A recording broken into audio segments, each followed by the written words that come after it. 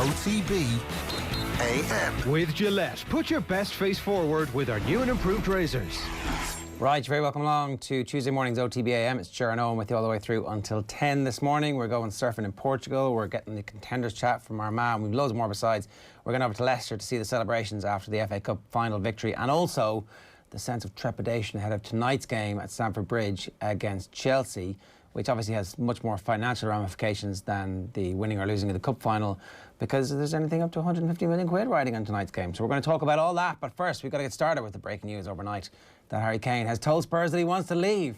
Oh, and I give it to you that we are facing down the barrel of about 4 months of Daniel Levy refusing to let the player go, and the player constantly leaking stuff to the papers about how he wants to go, and then nothing actually happening until the slamming shut of the transfer window, and it's only May. And yeah, I hope that doesn't happen. I hope that he's right in what he says, or what a lot of the reports are saying this morning, that he wants it sorted before the Euros actually begins. Now, whether or not I want to win the lottery, Eoin. Yeah, whether or not a football club is going to pay £150 million before the Euros, I'm not sure. Like, is that it? Like, if a club comes up with 150 mil, does Daniel Levy away go? He'd be the third most expensive player in the history of football. He probably does, doesn't he? Like, I mean, Tottenham Hotspur are not going to win the Premier League next season. They will do well to qualify for the Champions League with Harry Kane in the team next season. So you can see why Levy will eventually get to a point this summer where he's like, we have to cash in because the player doesn't want to hang around anymore. And look, we can maybe build towards the future with that 150 million quid. The caveat, of course, is that the club have a very bad record of using a massive amount of money and channeling it into a collection of players that might be greater than the sum of the parts. That obviously just didn't happen with the Gareth Bale money, with the exception of Christian Eriksen. So why would you have the confidence that Daniel Levy could do it with 150 million pounds this summer? But I don't think he's got any option. So I think if a club comes in with 150, he will leave. The question is, who is going to come up with that? So why do you think that they would sell the guy who's going to put bums on seats in their new stadium? Because it's about winning trophies, and I don't think that current squad is going to win trophies. And I think you've got a player in the middle of that squad who doesn't want to be at the club. So you either sell him next summer, when he's even more unhappy, closer to the end of his deal, for 80, 90 million if he's had another good season, rather than 150 million now. How long is the deal?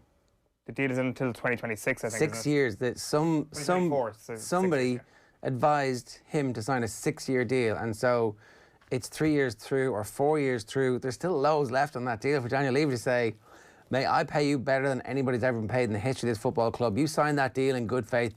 You play that deal out. It's mad that he signed that deal before the 2018 World Cup, that he didn't even wait until that World Cup was done to see, I don't know, would a club be interested in signing him, a super club. Maybe his love for Tottenham was real and blinding at that moment, where they just finished third in the Premier League. I think they'd got to the FA Cup semi-finals. Pochettino was doing a decent job. They were trending in the right direction. And maybe a year later, when they make the Champions League final, he's like, good decision for me. Another 5 years left on this deal. We are going in the right way, and hopefully I'll have... That deal was idiotic. That deal was absolutely idiotic. Yeah, it doesn't make much sense. Football, the mafia, and something else, entertainment, whatever else Silvio Dante says, have traditionally been recession-proof. Football has proven itself to be completely recession-proof. Even through COVID, there are some players who are getting 10 million a year more, 15 million a year more than Harry Kane is making.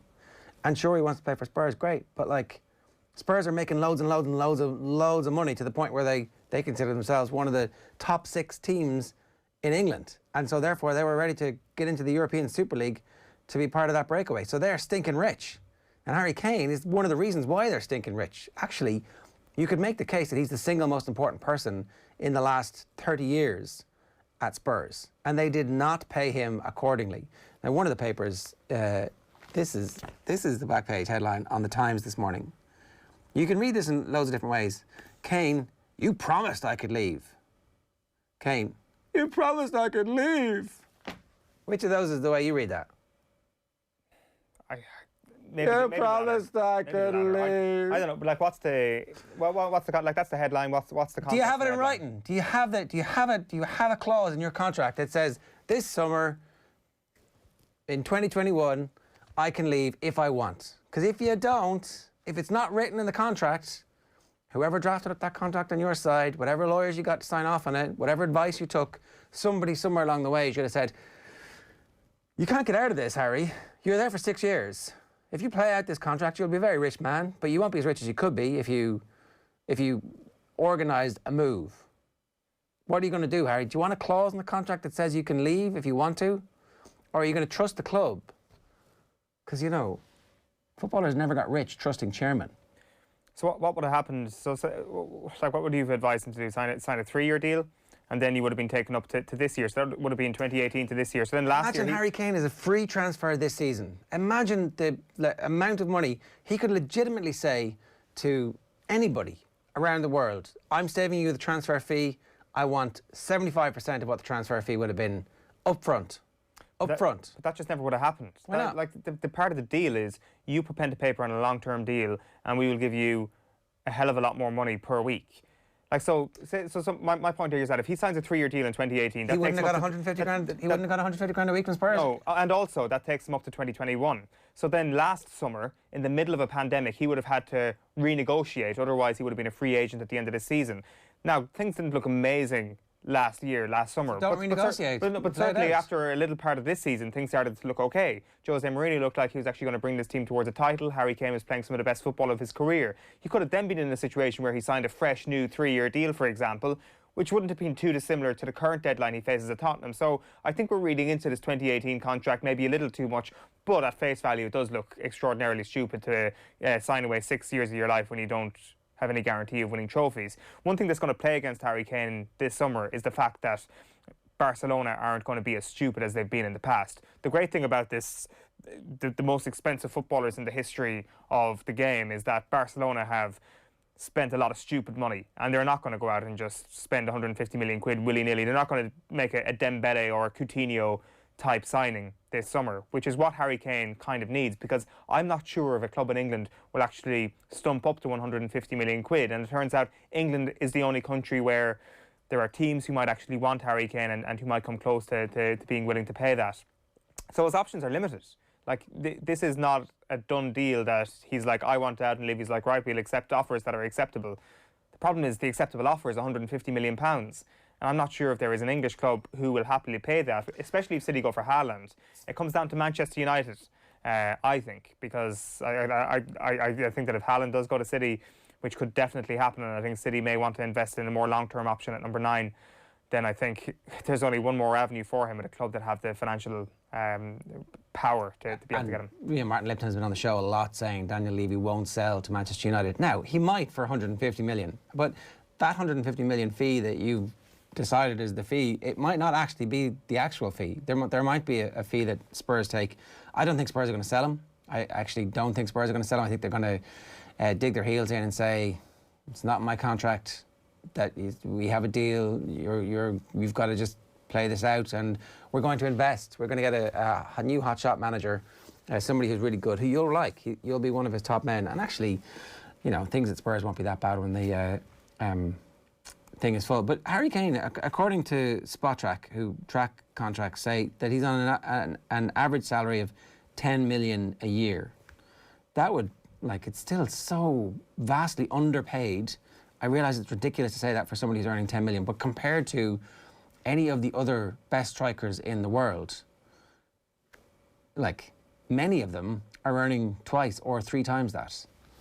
Not many of them are earning 3 times that, but certainly I think Gareth Bale might be earning like 1.5 times or 1 3/4 times that. And by the time when Harry Kane signed this, he was clearly a better footballer at that stage than Gareth Bale was.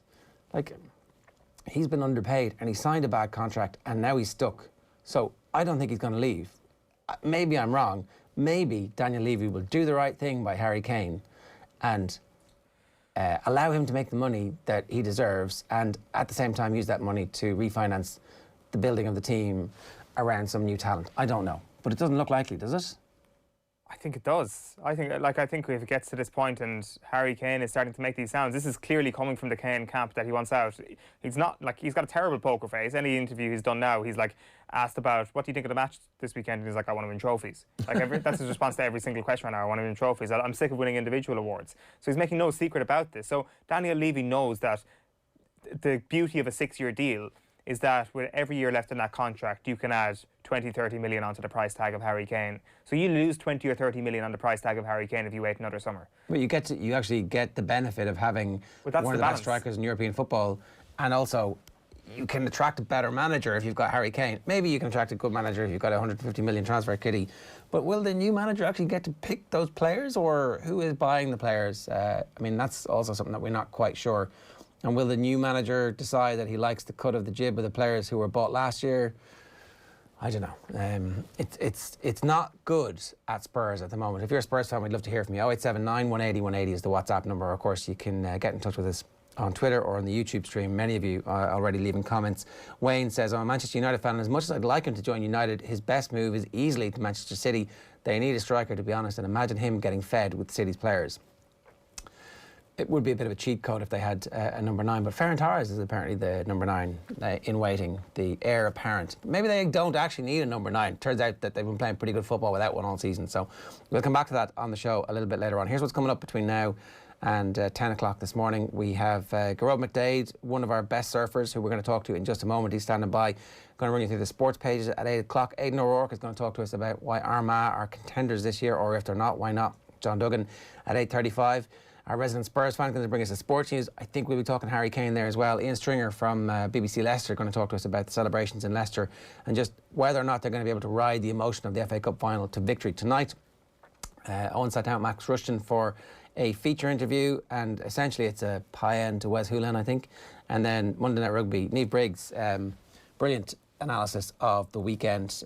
A bit more interesting, actually, than a lot of the stuff that happened on the field in some instances. A reminder, OTB AM is live in association with Gillette. Good morning, start with Gillette, giving you the confidence to tackle the day ahead. Now, I'm delighted to say Gearoid McDaid is with us from Portugal. Gearoid, good morning to you. How are you? Morning, how are you? We're all very jealous. You are in Portugal. What's it like outside of Ireland at the moment? Oh, I'm definitely pretty lucky to be here. It's very nice. I've been just trying not to get it too sunburned. What part of Portugal is it, and why that particular part? Like, obviously that coast has some legendary waves. Yeah, I'm in Costa de Caparica right now. It's about 20 minutes from Lisbon. So yeah, last week I was up in Ericeira for another contest, and which is about an hour away. But yeah, this stretch of coast here it's probably my second favourite place to be in Europe other than home. So I love coming down here, and yeah, it's definitely a great place. So what's the competition in Portugal this week, before we talk to you about what's going on in El Salvador?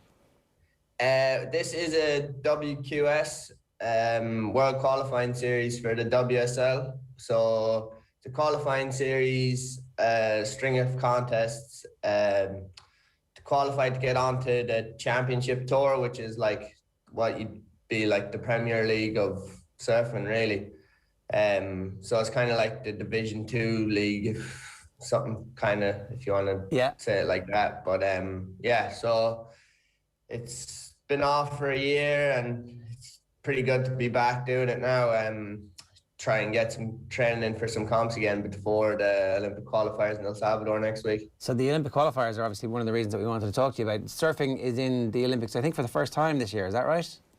Yeah, so, well, it was obviously meant to be last year in 2020 when the Olympics got called off. But yeah, the first year now this year. So, I mean, it's a real great thing to have surfing in it. Really shows that it's a real sport and not just a fun thing that people do on the weekends. So yeah, it's a great thing to have surfing included in the Olympics and get it showcased around the world. How do you qualify? What's your path to being in Tokyo this year?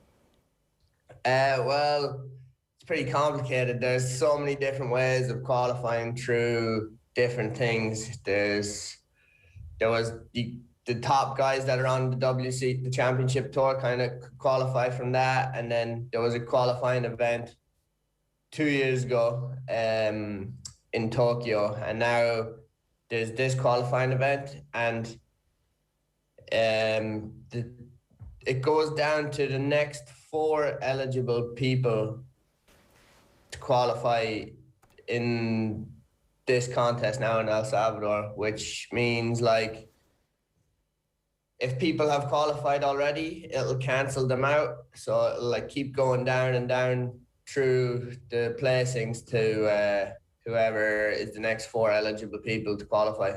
And what are your chances? I'd like to think that they're good. Gotta be confident in thinking that it's possible. So hopefully we'll see how we go. You mentioned there, Gearoid, that the coast in Portugal is your second favourite stretch of coastline in the world compared to back home. So what is the coastline back home that is your favourite? Anywhere like between Lahinch and Bundoran, there's just like crazy waves the whole coast up through there. It's probably has the most diverse and best waves throughout the world, really, I think. But gets pretty cold, so it's pretty hard to be there all the time. Yeah, it's going to be like a completely different climate, I'd imagine, now for the World Cup qualifier, not so much in Portugal. Portugal, it's pretty warm. It's been like 24, 25 degrees every day. It's pretty good. Oh, very jealous. Nice. But El Salvador is going to be another level of heat. I don't know how I'm going to survive. Be having bats and sun cream, I reckon. Have you been over to that part of the world before surfing? Yeah, I've been over there a good few times. Like, I've never been to El Salvador exactly, but I've been to like Nicaragua and stuff, places like that. So they have some incredible waves over there, and yeah, they're surfing board shorts over there instead of big thick wetsuits. So it's pretty excited to be going over there. You mentioned there the incredible coastline that you have on the west of Ireland. Like a lot of people who were hopefuls for the Olympics and still are hopefuls for the Olympics might have just been put at a standstill completely with COVID because they haven't had access to their facilities or they haven't had access to training grounds and stuff like that. But for you, I'd imagine that hasn't been too much of a factor that stymied you. Yeah, I mean, I was super lucky that I've been able to keep surfing throughout the whole pandemic, that I was able to travel to all the surf spots, being an elite athlete. So, yeah, I was so happy that there was a couple of weeks at the start that I didn't surf just because nobody really knew what was happening. But, yeah, just being able to do it was great. And I don't know how it was been super tough for everybody else, like all those other athletes that their trainings got put on hold. So yeah, being outdoors and stuff, it was great. We just saw a bit of footage there from Clem McInerney of you on the waves. So could you explain to somebody who knows nothing about the sport like me, what will you be judged on in El Salvador? What are people looking for and how will you qualify? You're judged on the maneuvers you do on a wave. So the turns, if you do a turn off the top, the difficulty of the turn, if you do an air, which is kind of jumping up off the wave and then landing back down, they're all like high scoring maneuvers. So you're judged on, the criteria is speed, power and flow. So if you're doing maneuvers with your speed, you have power through them and your flow between the maneuvers, that's going to get you the best scores. It's it's pretty much it.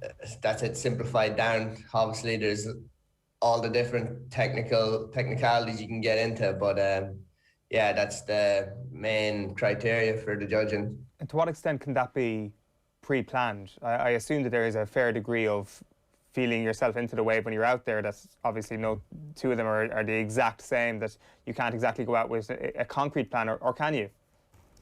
I mean, depending on what the waves are like, sometimes the waves can be like pretty mechanical. Right. Like if you're at a reef break, the waves are kind of going to be the same. Obviously no wave is the exact same, but you can kind of work out which wave you want and what you want to do on the wave that's going to get you the score.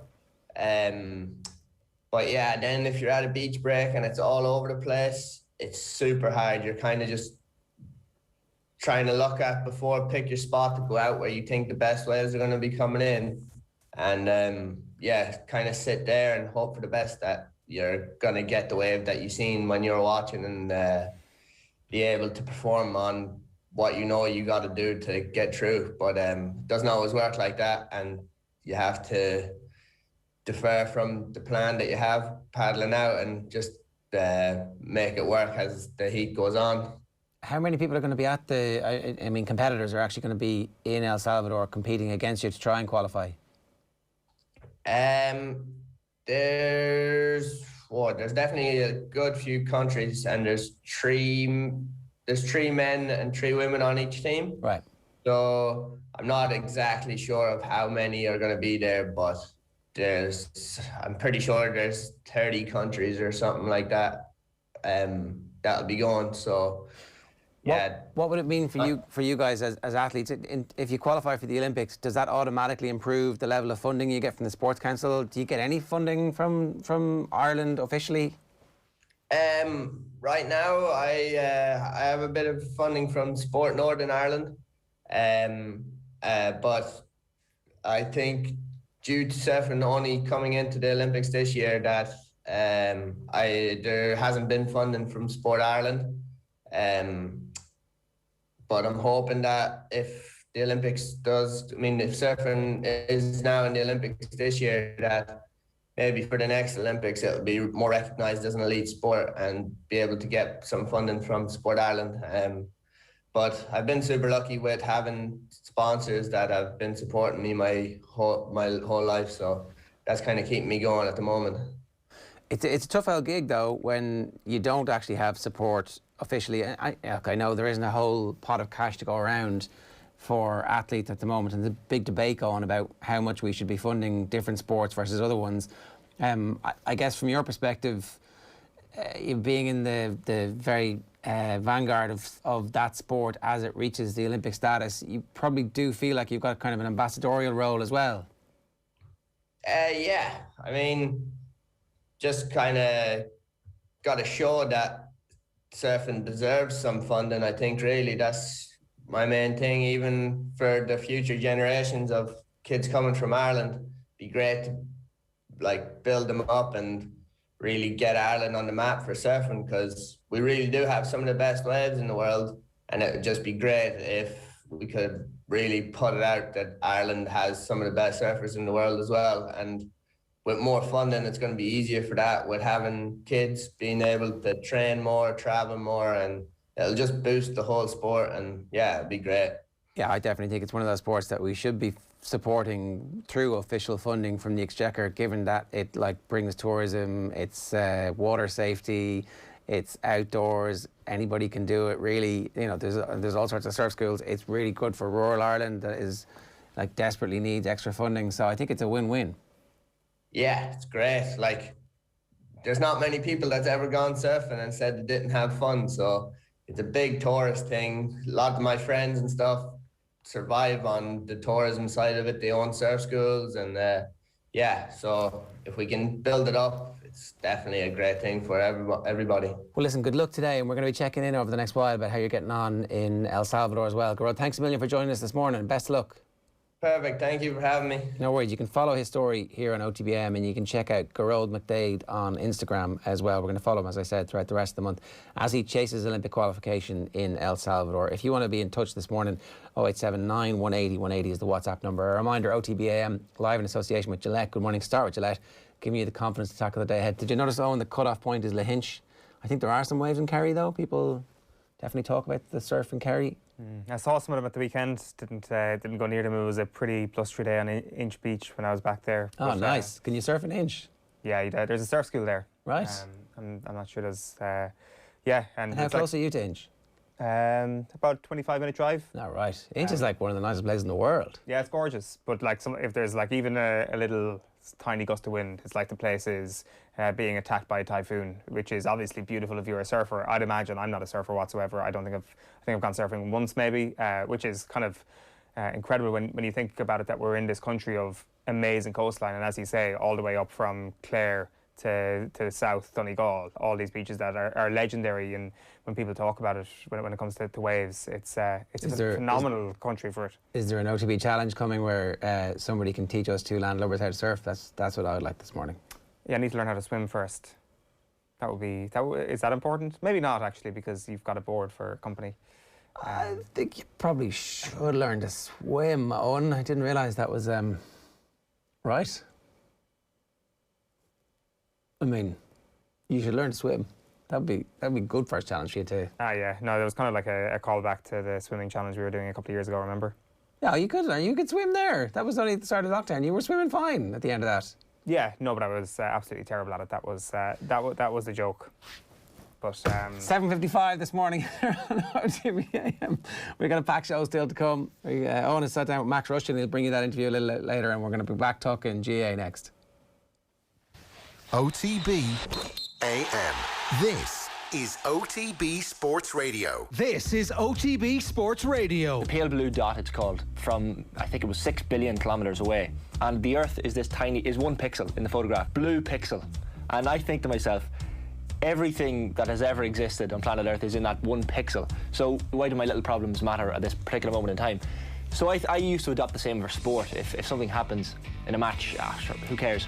But I gotta tell you, there's been moments where I have thrown that pale blue dot photo out the window. Off the Ball, Saturdays from 1 on OTB Sports Radio. Listen live on the OTB Sports app. Sean, what's that thing going round the garden? That is our new Husqvarna Auto Mower. Auto mower? Yeah, it's a robotic lawnmower from Husqvarna. Cuts the grass automatically, has GPS tracking and an app. Even works in the rain. I just thought, why spend time cutting grass when I could spend it with the family? Great! You can put the dinner on, so. No can do, love. Have to paint the man cave. Husqvarna Auto Mower. Never mow again. Learn more at husqvarna.ie. First up, a Go Loud original from News Talk. Get all the news you need to start your day with First Up, the podcast that brings you stories, analysis and interviews with the top newsmakers. First Up, available each weekday morning from 7 a.m. on Go Loud. Subscribe to this podcast for free on the Go Loud app. OTB AM. With Gillette, put your best face forward with our new and improved razors. Actually say it as it is and how they feel after a match. When you listen to the nonsense that Peter Keane was coming out with after Kerry beat Galway, and Arshur could have gone anyway in the end, this sort of year of bullshit that we all have to live through, instead of just saying, wow, David Clifford, what a player. Well, Eoin, like, I mean, we've had years and years of this from you, especially. Like Point man for the Kerry Mafia, the tip of the spear, as they call it. Leading my. We didn't do enough on David Clifford yesterday. What, like, one of those all-time great Irish performances where everybody goes, yeah, this is exactly what we expected. He did it against under-14s when he looked like a man against under-14s, and now he's doing it against grown-ass men, ripping them apart, soccer style. And it's and we barely got a mention from you. It was almost as if you weren't even excited by it. I'm just surprised that Nathan didn't bring up Conor O'Callaghan in the conversation talking about David Clifford. Like, you know, the meme where it's like nobody, absolutely nobody, and then somebody posts something on social media. That meme was created for Nathan Murphy talking about Kerry. Nobody will ever mention Kerry in a sentence, and Nathan Murphy all of a sudden will be like, Peter Keane, not a fan of him. I don't know what Peter Keane's done to Nathan Murphy, but he's got a real bee in his bonnet about him, about a man who was quite clearly trolling everybody last weekend as if he's some sort of Healy Ray Gombeen that is wearing a flat cap and likes to smoke a pipe and sit in the corner beside a fire and doesn't really care what the rest of the country thinks. He was probably joking, to be quite honest with you. Sometimes people can not be fully serious in a post-match. It is just very entertaining that Nathan takes those sort of sounds from the Kerry camp so seriously. Like, and it's I guess fair play to him for holding the restraint in to not compare Clifford to Con, because that seems to be his go-to trigger whenever he's talking about Kerry. The champion whistlers, Healy Rays, who are, of course, multi-millionaire businessmen. Of course. Yeah. You should just point that out, that that shtick is just shtick, and actually very serious businessmen when it comes down to it. And anybody who believes otherwise or doesn't think that or doesn't know that isn't fully versed in what's going on. Nathan, did he repeat this last night when he appeared on a rival media organisation, Terrace Talk, the legendary Terrace Talk show on Radio Kerry? Nathan just freelancing, just, you know, the world's most busy media portfolio. Breakfast, OTB AM, tea time, Off the Ball News Talk. Immediately off that, straight on to Terrace Talk Radio Kerry. Talking about Liverpool. On to talk about Liverpool. That was the whole context here. I think that's important to mention beforehand. Talking about Liverpool Football Club, who play in the Premier League, a sport that is different to Kerry football, which play in the Alliance National League. And did he mention Kerry? Oh, I don't know. Do we have the audio? We have the audio. Let's have a listen to Nathan on Radio Kerry last night. We don't have the audio. All right. I thought we did. Well, he was on talking about Alison, and in the middle of it makes some sort of dig about Peter Keane again. It is his thing. It is quite funny. And were the good people at Radio Kerry so shocked that they couldn't fight back, or did they like a bit like you're doing now? I mean, I think it's just you still haven't acknowledged that Clifford's performance was like otherworldly. Oh yeah, unbelievable. Like as good as you're likely to see. And are you not excited by it? Of course, I've been excited by Clifford for 5 years at this point. But do you have this weird terror that for some reason something terrible is going to happen, that it's not going to all work out? Is that like you have this beautiful thing in your life that you're scared that you'll crush with the hug? Not at all, actually. I think it's already kind of worked out pretty well. Like the fear, I think, would have been a couple of years ago, where it's like there's a lot of hype in this kid. Is he actually going to live up to the hype? And I think he answered that question within the first season, to be honest. I do find it funny, though, how his success is, I don't know, like it does seem impossible in certain ways to allow his success to just happen in isolation. Like, I think the very existence of David Clifford pisses off a lot of Dublin people, for example. I think just the fact that I think if you scroll through your mentions long enough on a day when you're tweeting about David Clifford, which I was on Saturday, you'll always find a sort of, oh, the Kerry hype train is leaving. Oh, how many All-Ireland medals does he have? It's like, do you know what? Actually, I'm okay with watching him score a 3-6 on Saturday and just kind of focusing on that for the time being, because it was pretty bloody amazing. No, you should be excited. It's an incredible gift that you have as a sports fan to be able to watch this now for the next decade. Like, it's a really privileged position that most people don't actually ever get one of those otherworldly talents on their team wearing their jersey. Yeah, like that's exactly it, really. He is just somebody who makes you so happy to watch the game of football. Like, you see grown men who are just getting newfound joy off watching Kerry thanks to this guy. Like, it is single-handedly that. Yes, there is a good team and there are other good young players around there, but what this guy is doing is just on a level above what other people seem to have achieved at that age. And like, there were only a couple of players like Gooch and Maurice Fitzgerald who might have been able to provide similar levels of joy. And in fairness, the level of joy that they brought was down to a lot of what they achieved in terms of trophies. So that will be the final piece. But everything, except for that one missing piece so far, seems to be going swimmingly. And I think he'll probably do maybe what Gooch didn't do, which is maybe win a Footballer of the Year if Kerry ever win an All-Ireland in this generation. But even without that, I think right now it's just watching him play. And in fairness, watching a defence that don't double mark him kind of adds to that joy. And there is a whole multitude of different conversations you can have around that, but nothing changes the fact that watching David Clifford is a very, very enjoyable and happiness-generating experience, which is something that a lot of us have been missing for quite some time. All right, it is 3 minutes past 8 here this morning. If you want to get in touch, 0879 180 180. This is OTB AM. You can subscribe to the podcast on wherever you get your podcast, but the best place, of course, is the OTB Sports app. It's a single button, and every time we update, we'll send you a message if you turn on your notifications, and turn on your notifications anyway, because anytime we do something good, we'll let you know about it as well on the app. And if you have any issues with that, do let us know. As I said, 4 minutes past 8 now. Here's what's on otbsports.com this morning. Tottenham respond to Harry Kane's summer transfer chatter. That chatter is essentially coming from the Kane camp at the moment. Leicester duo to avoid punishment for Cup Final Palestine support. Memphis Depay fuels Barcelona talk as he ditches his agents. Did Peter Manny fail CJ Stander with a lack of leadership? That's the question being asked on otbsports.com. And Alisson late goal not to blame for Chelsea's nervy finish, says Thomas Tuchel. So, what's in the sports pages? Nothing but Harry Kane. Harry Kane in the English papers, obviously. That is the Telegraph. Kane fuels 150 transfer frenzy. Kane, you promised I could leave. The back page of the Daily Mail, Kane's going, but they also have this other story. Davy Fitz interference undermined me, Galvin.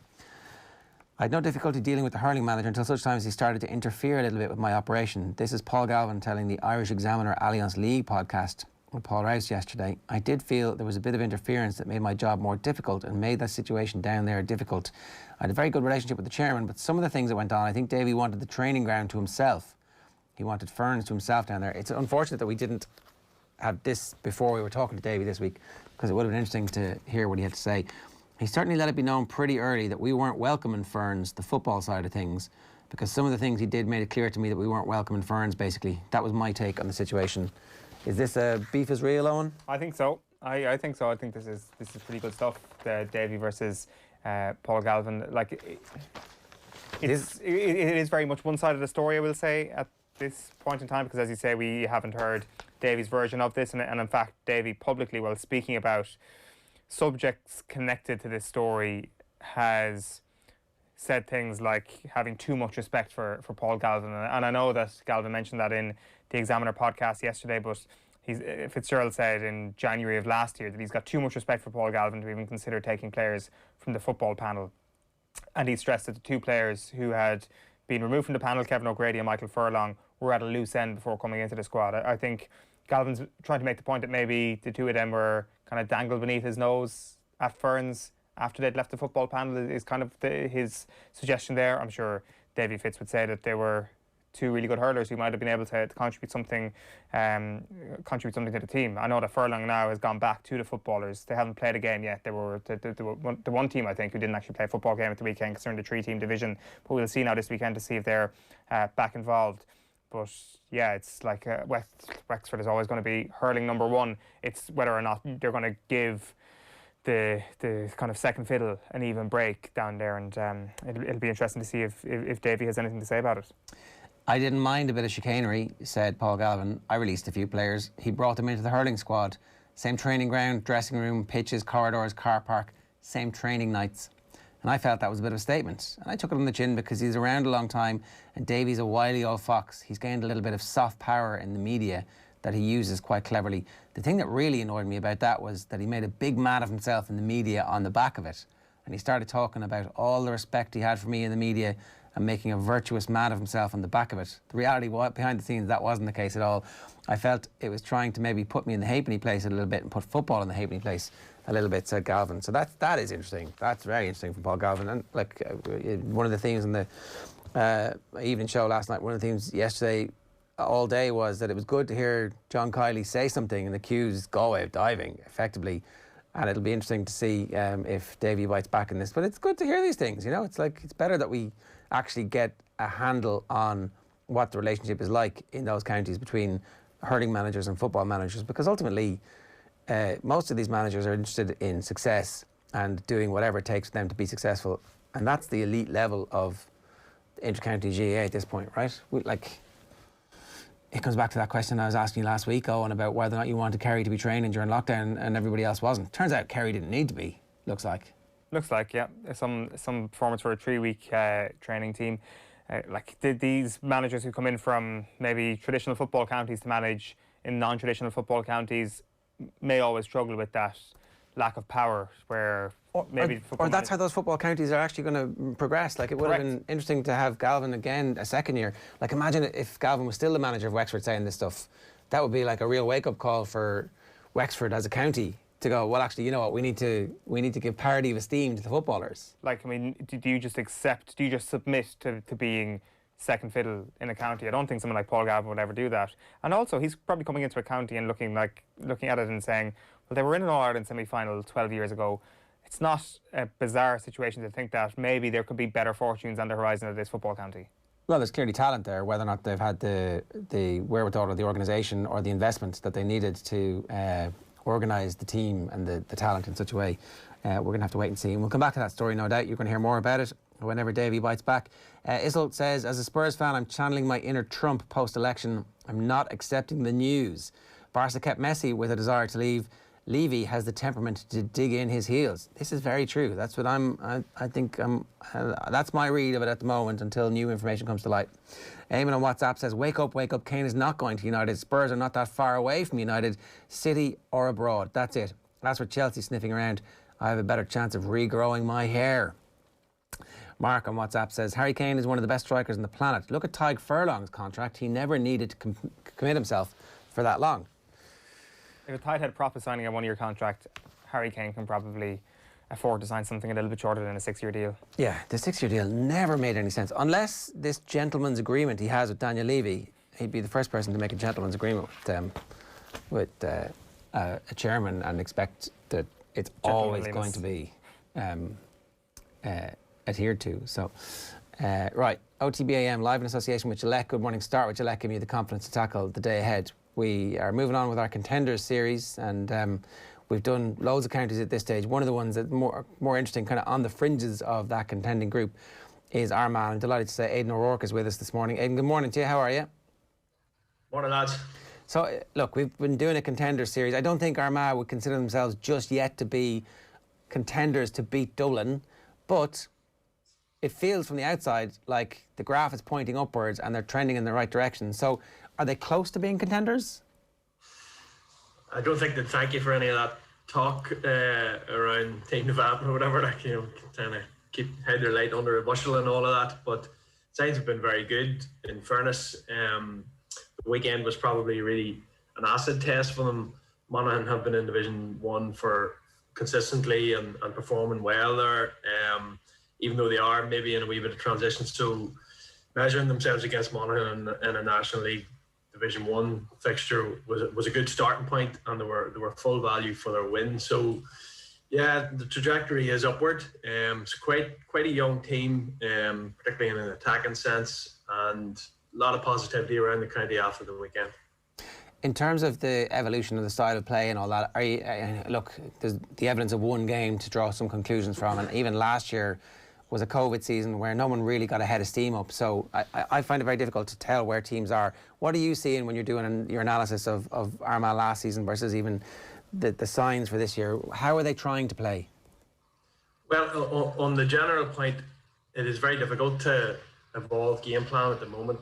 If you look at the last 12, 14 months, really, and any opportunities teams have had to work on how they play have been very, very limited. And because of the nature of stop-start seasons, it's probably a case where teams are just trying to keep the show on the road and refresh memories when they get back in and get people playing to patterns that suit. So I don't think there's been a whole pile of game plan development anywhere, really. Armagh in particular, principles have been the same for 3 or 4 years in terms of how they play. They've just gotten better and better at it. The team have got more and more cohesive. They've been supplemented by 3 or 4 really good young players almost each year, and they're at a stage now where they're functioning really well. Probably the key thing with how Armagh play at the moment is their flexibility or fluidity around positions and roles.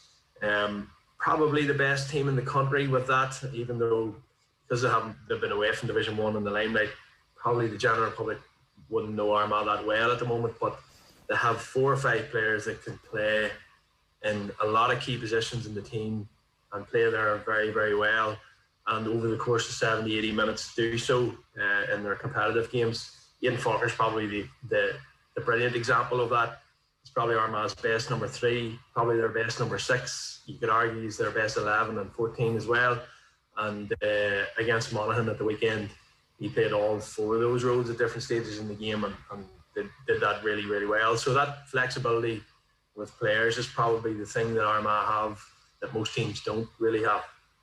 That's really interesting, because that allows a flexibility when you're having a game plan depending on the opposition, and it doesn't look like sometimes it looks like it's a weakness to alter your game plan for the opposition, but actually if you have players who can fit in anywhere, it's like, well, actually this is what we do, and so it gives confidence to the team.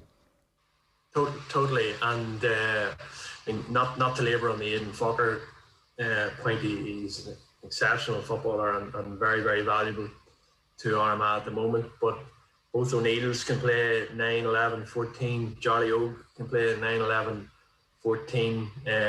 Soupy Campbell, the captain, can play 9, 11, 14. And they all interchange in those roles within minutes in the game. And that movement and flexibility is really important to how they play, because most defenders or players around the middle third who are given a job to tag a player, they're comfortable in a particular area of the field. They don't really like playing full back 1 minute, playing around the middle of the next, back in a half back line, into the full forward line.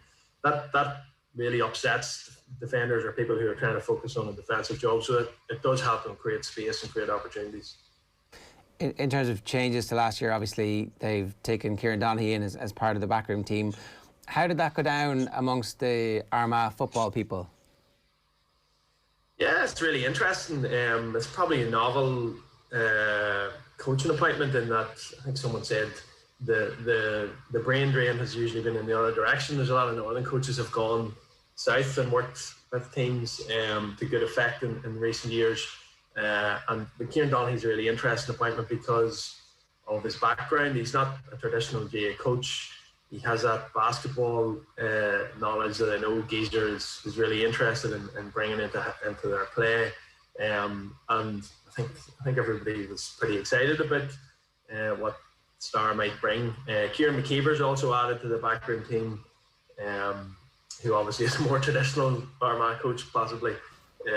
But the dynamic's pretty good with the backroom team, as long as they don't try to do too much too soon, I suppose, is probably the danger. But there's a lot of pretty shrewd people in the background there, so I'm sure they'll get it right. It does seem as well, Aidan, that there's been an effort, maybe this comes with Donaghy coming in as well, that Armagh need to find a harder edge this year. Has that been the case, that maybe they haven't had that over the last couple of seasons?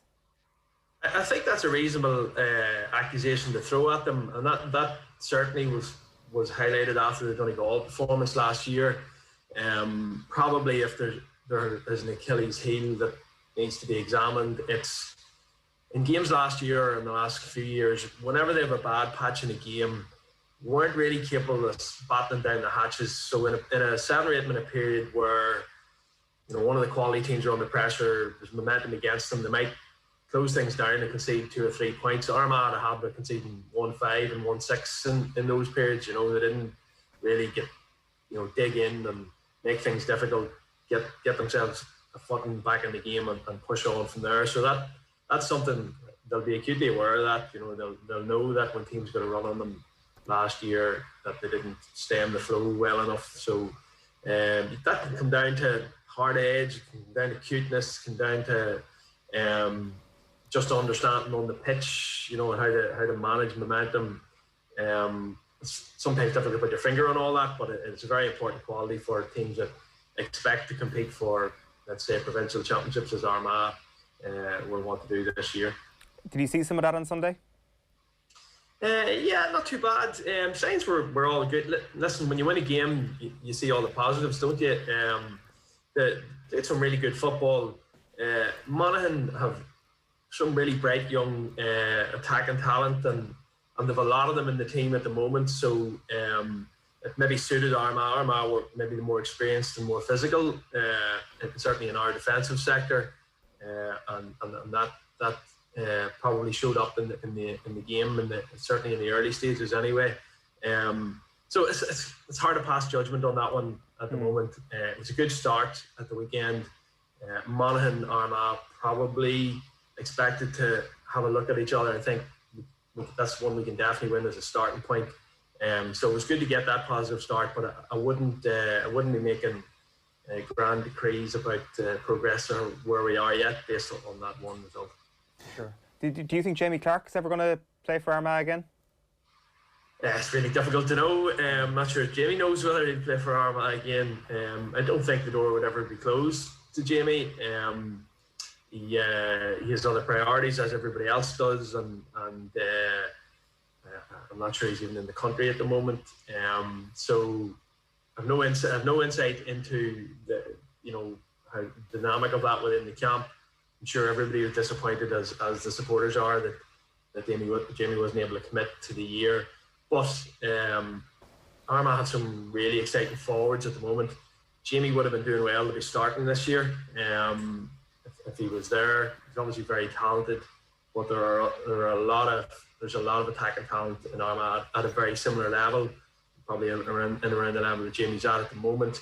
And some of them are quite a bit younger than Jamie, so it's probably time to move on. Probably time to give the likes of Conor Turbot their opening and see where it takes them.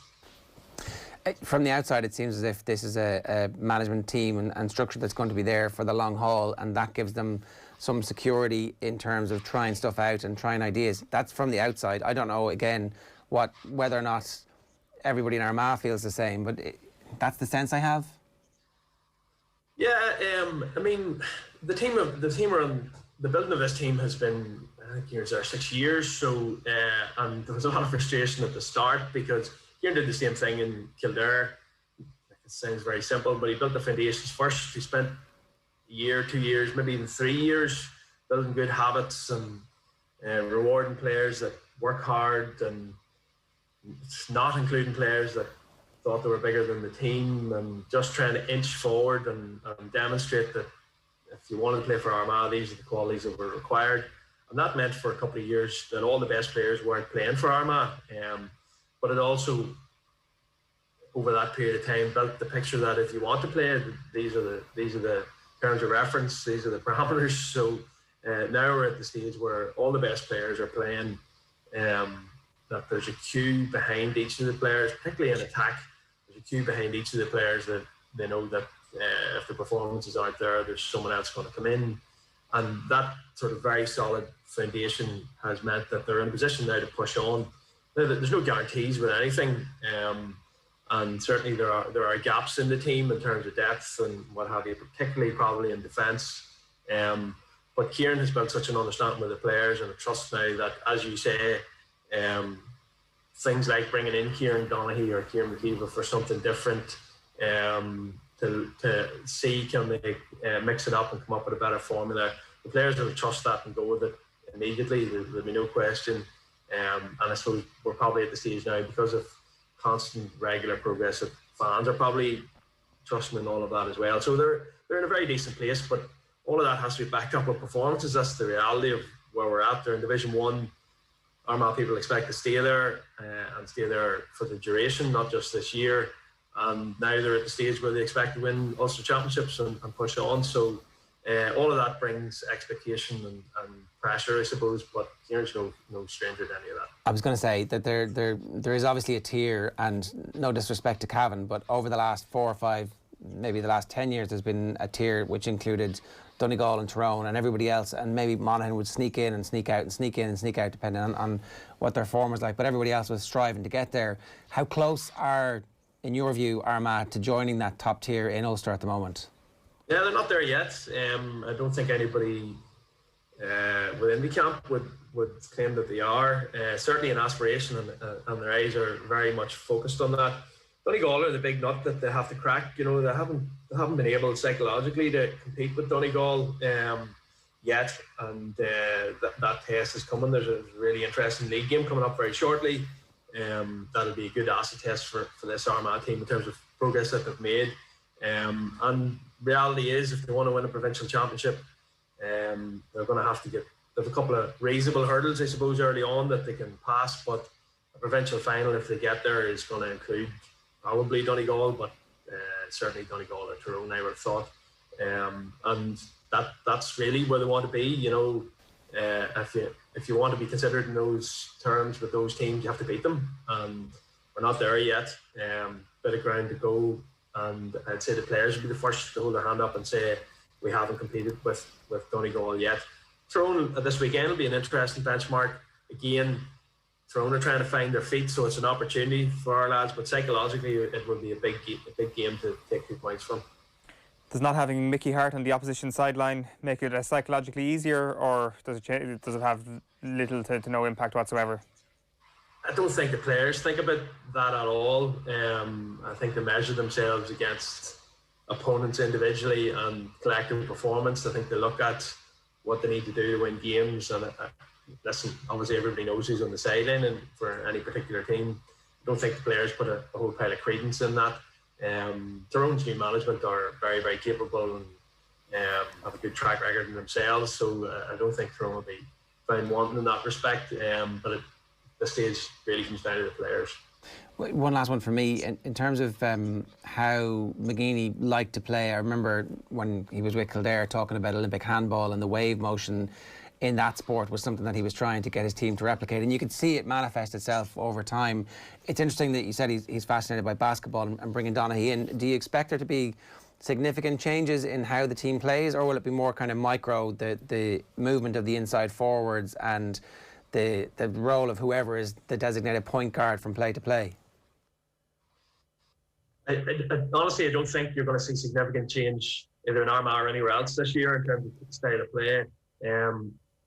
Please God, if Kieran Donaghy's there next year in the lead into a National League and Championship campaigns, there'll be more time to try and build something more substantial. But in the short term, I would have thought he'd work more closely with individual forwards or clusters of forwards in terms of movement, their connectivity on the pitch, how they present, how they open space, and all that's extremely valuable and not too far from the mind of anybody who's involved if they're playing or coaching basketball. Obviously, Kieran will have seen the impact that Jason Sherlock would have had in building Dublin's attacking pattern. So I imagine that's part of the thinking.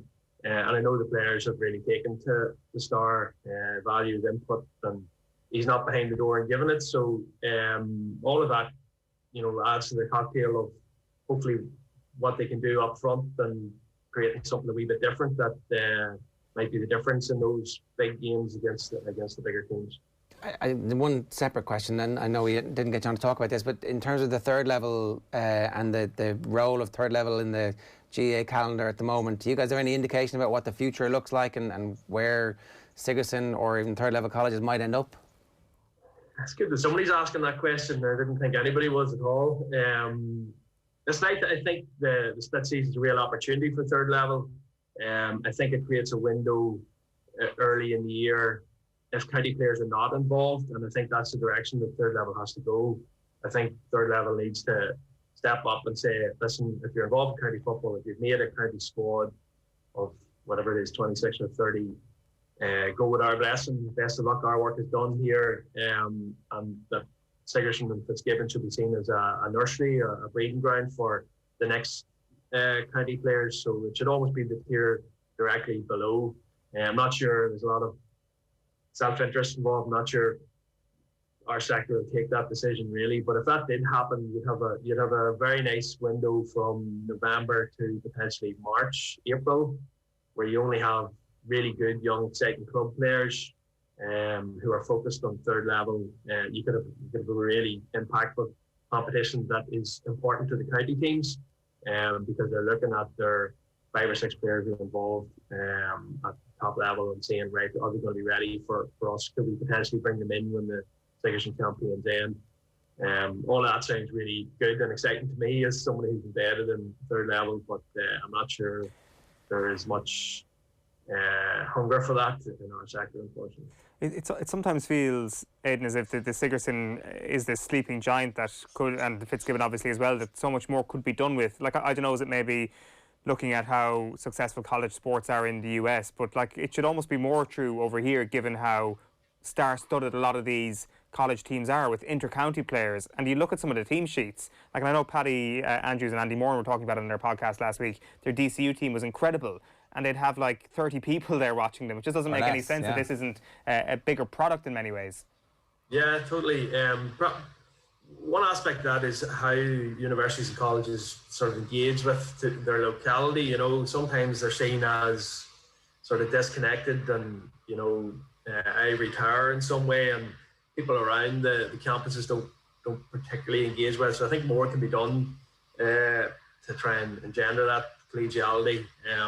The GAA thing is a quandary at third level. I'm involved in the broader sport picture at Queen's, and we have a brilliant hockey program, rugby, soccer, rowing, and those sports provide brilliant platform for development for students. And the GAA just don't have it. We have just a couple of competitions crammed in, and it doesn't get the respect it deserves. It's not acknowledged for what it has done over the years in terms of player development, the investment in facilities. I mean, I don't know how many county teams in this country would be really struggling if colleges decided tomorrow, we're not going to bother with Gaelic games anymore and change their pitches to rugby and soccer pitches. GAA probably be in a lot of trouble. So I think it needs a revamp, certainly internally from a third level perspective, but I think the GAA needs to have a look at the importance of third level in the bigger picture as well. It's not just player development, really. It's the development of the person who happens to be the player too. Totally, and I would argue, and they would obviously you would say that, but I would say the focus on personal development that with students when they're at third level institutions is second to none. I think the understanding of the balance between academics and sport and where they are in their lives in terms of the challenges they face at that sort of 18 to 22 window. I think there's a lot of investment in those students as people, a lot of support there for them. I just think that's irreplaceable as a resource to our young people, particularly those who potentially can go on to the very top of their sport.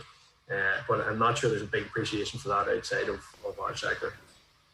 Just one more kind of, again, changing subject again, Aidan. It just kind of occurred to me, obviously, that Armagh against Tyrone this weekend is going to be the only clash between two Northern Ireland teams in essentially in this year's National League. Would you like to see, I guess, with the vaccine programme in the north, I guess a more accelerated move towards getting crowds at those sort of games? I know this weekend is obviously going to be too soon, but in the case of an Ulster Championship clash between the two teams, is that something you'd like to see? Completely. I mean, other sports have already moved there. There's going to be, I think it's 1,000 at the cup final this weekend. I mean, like everything else, like all of the stages of return to normality here, the GAA have to make their own decisions on this because other sports and government are ahead of them on this. So we just need to get our house in order. This can be done safely, and as far as I'm concerned, it should be done. Just on a practical level, our club had an underage county final. Big shout out to the on the 13th, but we had a county final at the weekend, and the drama of can one parent go, can two parents go? Will a car get in? It just really took away from what should have been a really special time for young kids in a club. But you think of the impact of county football or hurling on communities nationwide here, and the opportunity to allow people to go back to games, of what the lift that could give some people. I think we should be grasping that with both hands. If the opportunity's there, if it's safe, if it fits with public health guidance, GAA need to be stepping forward and making it happen. Aidan, great stuff. Always brilliant to have you on. Thanks a million. That was great. Thanks, lads. Aidan O'Rourke there giving us some pretty interesting insights into the Armagh situation. And look, I'm fascinated by that whole third level. I totally agree with you. That was the one thing that struck me from listening to, or one of the many things that struck me from listening to Paddy Andrews and Andy Moran's podcast, where the players really remember the Sigerson matches or the Sigerson League matches, and like the evolution of Paddy Andrews as a player who's getting torn apart by Andy Moran as a defender, and then coming into Niall Moylan and saying, I told you I wasn't a fullback, and then kicking a few points in the second half. Like, it gives him the confidence to go on. I presume have a similar conversation with Pat Gilroy at some point, or maybe it wasn't Pat Gilroy, he got dropped, didn't he? They haven't got into the details of how he makes his way back onto the panel. But like the teams, the star-studded teams, with 15 inter-county players, a completely different proposition there from Aidan O'Rourke, which I'd never heard anybody in third level say, actually, we can be that tier below inter-county and not be focused on just having 5 or 6 superstars in our team. Yeah, it is. Like, I do think, from what we've seen, though, over the last couple of years, what there has been are star-studded teams that just haven't managed to garner the attention. But maybe the way he's looking at it, it's something that it's a little bit more sustainable, to say the least. But there's always these amazing storylines, even when it comes to the Sigerson. Like a lot of those teams in Dublin who've got a great link up with the county board, obviously, in DCU and UCD, and even DIT when they got to the final. But then there's also like the case of Billy Morgan managing a load of Kerry lads to win a Sigerson a couple of years ago, and there's all these little threads. They're outstanding teams, brilliant football that always happens. There was somebody, I can't remember who, did a story about how the Kerry game at the weekend was going to be huge for Pádraig Joyce because he had spent time in Tralee and had seen that Kerry team, that Tralee team would have been great, but was there when the Kerry team would have been, I guess there was several Tralee players. Seamus Moylan went to Tralee, didn't he? Yeah. So he won a Sigerson with them, and he was obviously an All-Ireland winner then when Joyce was in college that year, and then the next year went on to win All-Ireland. So there's a million of those. If the history of the Sigerson and the Fitzgibbon would be sensational, and maybe then we would begin to appreciate just how good the competition has been in the past. So, look, I don't know. There's that point as well, like, very interesting that there's somebody in the midst of it going, we're not great at engaging with local communities. Like, you know, if you think about within a 5 mile radius of DCU, you've got Whitehall, Columkills, Na Fianna, Ballymun, Vincent's, Clontarf, Scully Cunnell, like 5 senior clubs, 3 of whom have won All Irelands. Maybe Na Fianna haven't, have they? No, they haven't. Within like the hinterland of that, and I wouldn't say that many supporters from those clubs end up being DCU supporters. It's not. There's no kind of link to the local community, even though that DCU team would have played some of the best football that we might have seen from a group of 20 to 22-year-olds. And based on a lot of players from a lot of those clubs that you mentioned there as well. So like the footballing links seem to be there, but whether or not the community links and actually supporting your team is there, like it's always a complex issue. How do you define what do you care about and what do you not care about? Like, I mean, we had this conversation a little while ago when it came to the Railway Cup, for example. Like, how did something that seemed so important get so insignificant so quickly? Like, is it down to the calendar? Is it down to the championship, to the league getting better? Like, there's probably like a finite amount of passion people can feel for one sport. Well, if there's no window for it, if there's a window for stuff, like Friday night is high school, Saturday is college, Sunday is NFL, and everybody goes, this is my window, tonight I'm interested in this, and like then at least it's very clear. At the moment, there's just been this bleh, and it's let's get the fixtures and jam them in. So the split season and what comes with the split season is a land of opportunity. So we'll wait and see. 8:37 this morning here. If you want to get in touch with us, OTB AM is live in association with Gillette. Good mornings. Start with Gillette, giving you the confidence to tackle the day ahead. We're talking Leicester against Chelsea with Ian Stringer in a couple of minutes' time. Obviously, we're looking back on Leicester against Chelsea in the FA Cup final and through the prism of these two games, which is actually going to end up being more important. Tuchel is saying that he'll sound like a bad loser if he says tonight's game is more important. But let me just remind everybody that when I was hired, I was told qualifying for the Champions League was the be-all and end-all. So maybe this is a great season for everybody. Maybe Leicester win the Cup, Chelsea qualify for the top 4, and everybody's happy. Are Leicester happy with that? It's a question we'll ask in a couple of minutes' time. 0879 180 180 is the WhatsApp number. OTB AM is live in association with Gillette. Good morning. Start with Gillette. Give me the confidence to tackle the day ahead. I think we've got John Duggan with us. We do. John, good morning to you. How are you? Good, Jarno, and yourselves? Are you writing angry letters to Daniel Levy this morning saying, you hold firm, Daniel, we know you're the man, you can face down Harry Kane, force him to stay?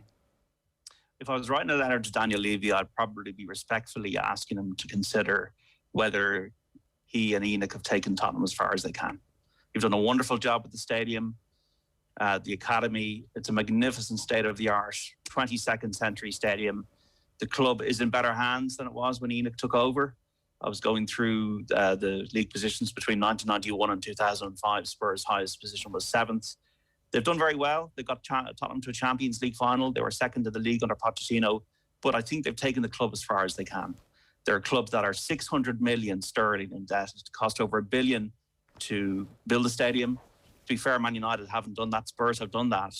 But if it's Harry Kane in a hostage situation for the next 3 years, I don't think that's a good position for Harry Kane or for the club to be in. And I think he's been a model professional. Look, it is a little bit, and I was picking up the Times, which said, Kane, you know, you promised I could leave. It almost sounds like a kid who was told they were going to the zoo. For some reason, they're not sure if they can, the parents, whatever. But the kid says, you promised me I could go to the zoo. And it's a bit like, well, you promised I could leave. It doesn't work like that. Business is hard. It's a tough environment, and he signed a 6-year contract. It doesn't give him much leverage. So he's actually now counting on the goodwill of Tottenham, or given everything he's done for the club, to allow him to leave, but also for Spurs to think about it and say, what, there's 150 million potentially on the line here that we actually need. I get that, right? I get they need the money, but there's never been a better time to have debt because the price of debt is so low, and Spurs are a good business. There's a good chance that stadium will be full week in, week out, but it won't be full week in, week out guaranteed if they start selling all their best players. So you know, I think that probably you're going to find out that at some point in the future, the bankers have a big say in whether or not you're allowed to sell your main asset. That is the attraction for the people who are buying season tickets. And that's the long-term revenue and that's the long-term future of the team. Because, look, they were talking about Bale and whether or not they would sign Bale, and, you know, when it looked like they weren't going to, he comes out and scores a hat-trick. But, like, Gareth Bale's not the future.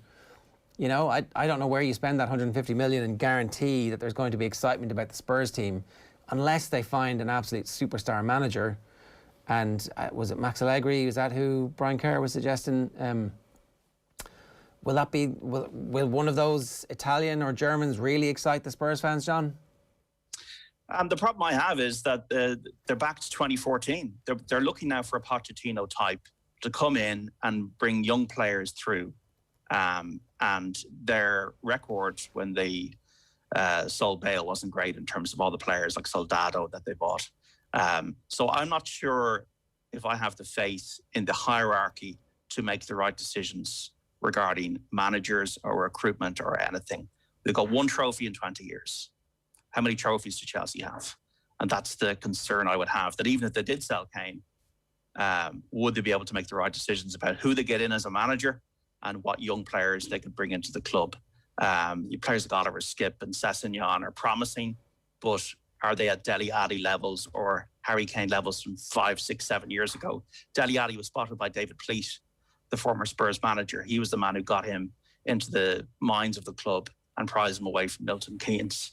So whether Kane stays or leaves, I don't see a positive future for Tottenham Hotspur. They've got a world-class facility, but they don't have a world-class product to play within the facility. And that's the problem they have. And that's why it's fascinating to see, will the Glazers, for example, who are on the ropes as much as Spurs are from a PR perspective, actually say, you know what, we might just splash the cash on someone like Harry Kane and make a popular decision for our fans. You know, Man City need a striker, Chelsea need a striker, PSG, there's their link with Pochettino. Plenty of clubs would be interested in Harry Kane, but will they stump up 150 million? Because Daniel Levy does not need to sell. Just, like, maybe he should do the right thing by selling, but he doesn't have to.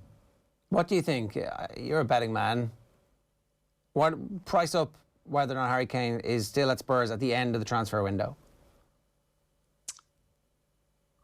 I think he will be sold. So I'd say he's odds on to go and he's odds against to stay. But there's not much margin between it because of the complexities of business. I'm just reading The Athletic there 20 minutes ago saying the Spurs are holding firm and are not happy with this obviously orchestrated, it seems, story that's all over the back pages. It seems like there's a message being sent out even before the managers come in that they had a gentleman's agreement last summer, a bit like Ronaldo at Man United. We'll give it another year and we'll see how it goes. But then really I need to chase my dream. He has scored, I was just going through this, 165 league goals, 220 goals in total, but he's still 46 off Jimmy Greaves. But I don't think Harry Kane is motivated by being Tottenham's greatest record goal scorer anymore. He's motivated by winning trophies. And he's 28 years of age in July. And I think he could be at the tipping point. Players with ankle injuries. A player, though, to be fair, who's also played a little bit of different style of football. Yeah. With the fact that he's got 16 assists now. So he's thinking about his future in the next 5 to 6 to 7 years, a bit like with the way Rooney was. And that could be a very much a positive thing for a lot of clubs that can understand that this is not just a poacher. This is a guy who's got football intelligence. If Tottenham really are a 22nd century club, John, surely they'll have got the analytics department in. They'll have figured out how much money they want to get for Harry Kane, and they'll have figured out already how they want to spend that money. And then they will make a valuation based on whether or not waiting for one more year is actually really worth it, because unfortunately they just won't get 150 million for him next summer, but they might get something close this summer. I would agree with you, but I think they're a 22nd century club in terms of business and stadium building and academies and all that kind of thing, and NFL games and match day revenue and the experience. But in terms of football recruitment, they haven't proven that to me. That with they hired Jose Mourinho. Yeah, fair. They hired, you know. Now maybe the analytics department was like, "Oh man, can't do this." But it's just Chris O'Dowd throwing his keyboard at his screen and walking out of the IT department. That's how it was when Jose was signed. Yeah. So they're 7 years. They've gone back 7 years from a football perspective. So you've a disparity between the actual brilliance of the business product and then what the football side of it is, where you have Eric Dyer and Alderweireld centre halves, who are two players that, for example, that are probably past their best in terms of elite level football. Dyer's a great example, because at one point Manchester United, I think when Mourinho was there, wanted to spend a lot of money on him, and they refused to sell on a point of principle, and it's like, that didn't make any sense. Take the money for Dyer and replace that, and they could have bought good quality centre backs. But I agree with you. I think the football side of things is not run in the same way or with the same efficiency as the rest of it, and I don't know. I think they're going to try and dig their heels in, because I don't believe they have a plan. And certainly, can you hire a new manager now and say, we don't know what the story is? Or do you hire the manager and say, your first job is going to be to try and convince Kane to stay? And if you can't, fair enough, we appreciate that, but it'll be your decision and you'll have to carry the water for us as the owners. That's one of the first things that you're going to do, and that's why we're paying you all the money we pay you. I think the documentary would show, the Amazon one, that Levy is very, very hands-on in this regard. And I don't think, for someone like Brendan Rodgers, for example, sees Spurs as a more attractive role than the one he's in currently. And also Daniel Levy, they've made decisions that have not been good in the last 18 months. The furlough was very, very bad from a PR perspective. They climbed down over that.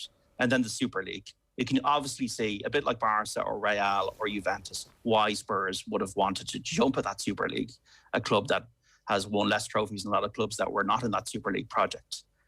Here's a short-term fix to solve our financial issues. But there's not. I'm fascinated to see when the supporters get back into that stadium, is there going to be a big anti-Levy, anti-Joe Lewis, anti-Enoch atmosphere from the fans? Because they got to a Champions League final. They were used to, under Pochettino, from challenging for titles. And now we're in a drift here. And that they're going to shout with their voices. And if Harry Kane is gone, it's not going to be a pleasant atmosphere.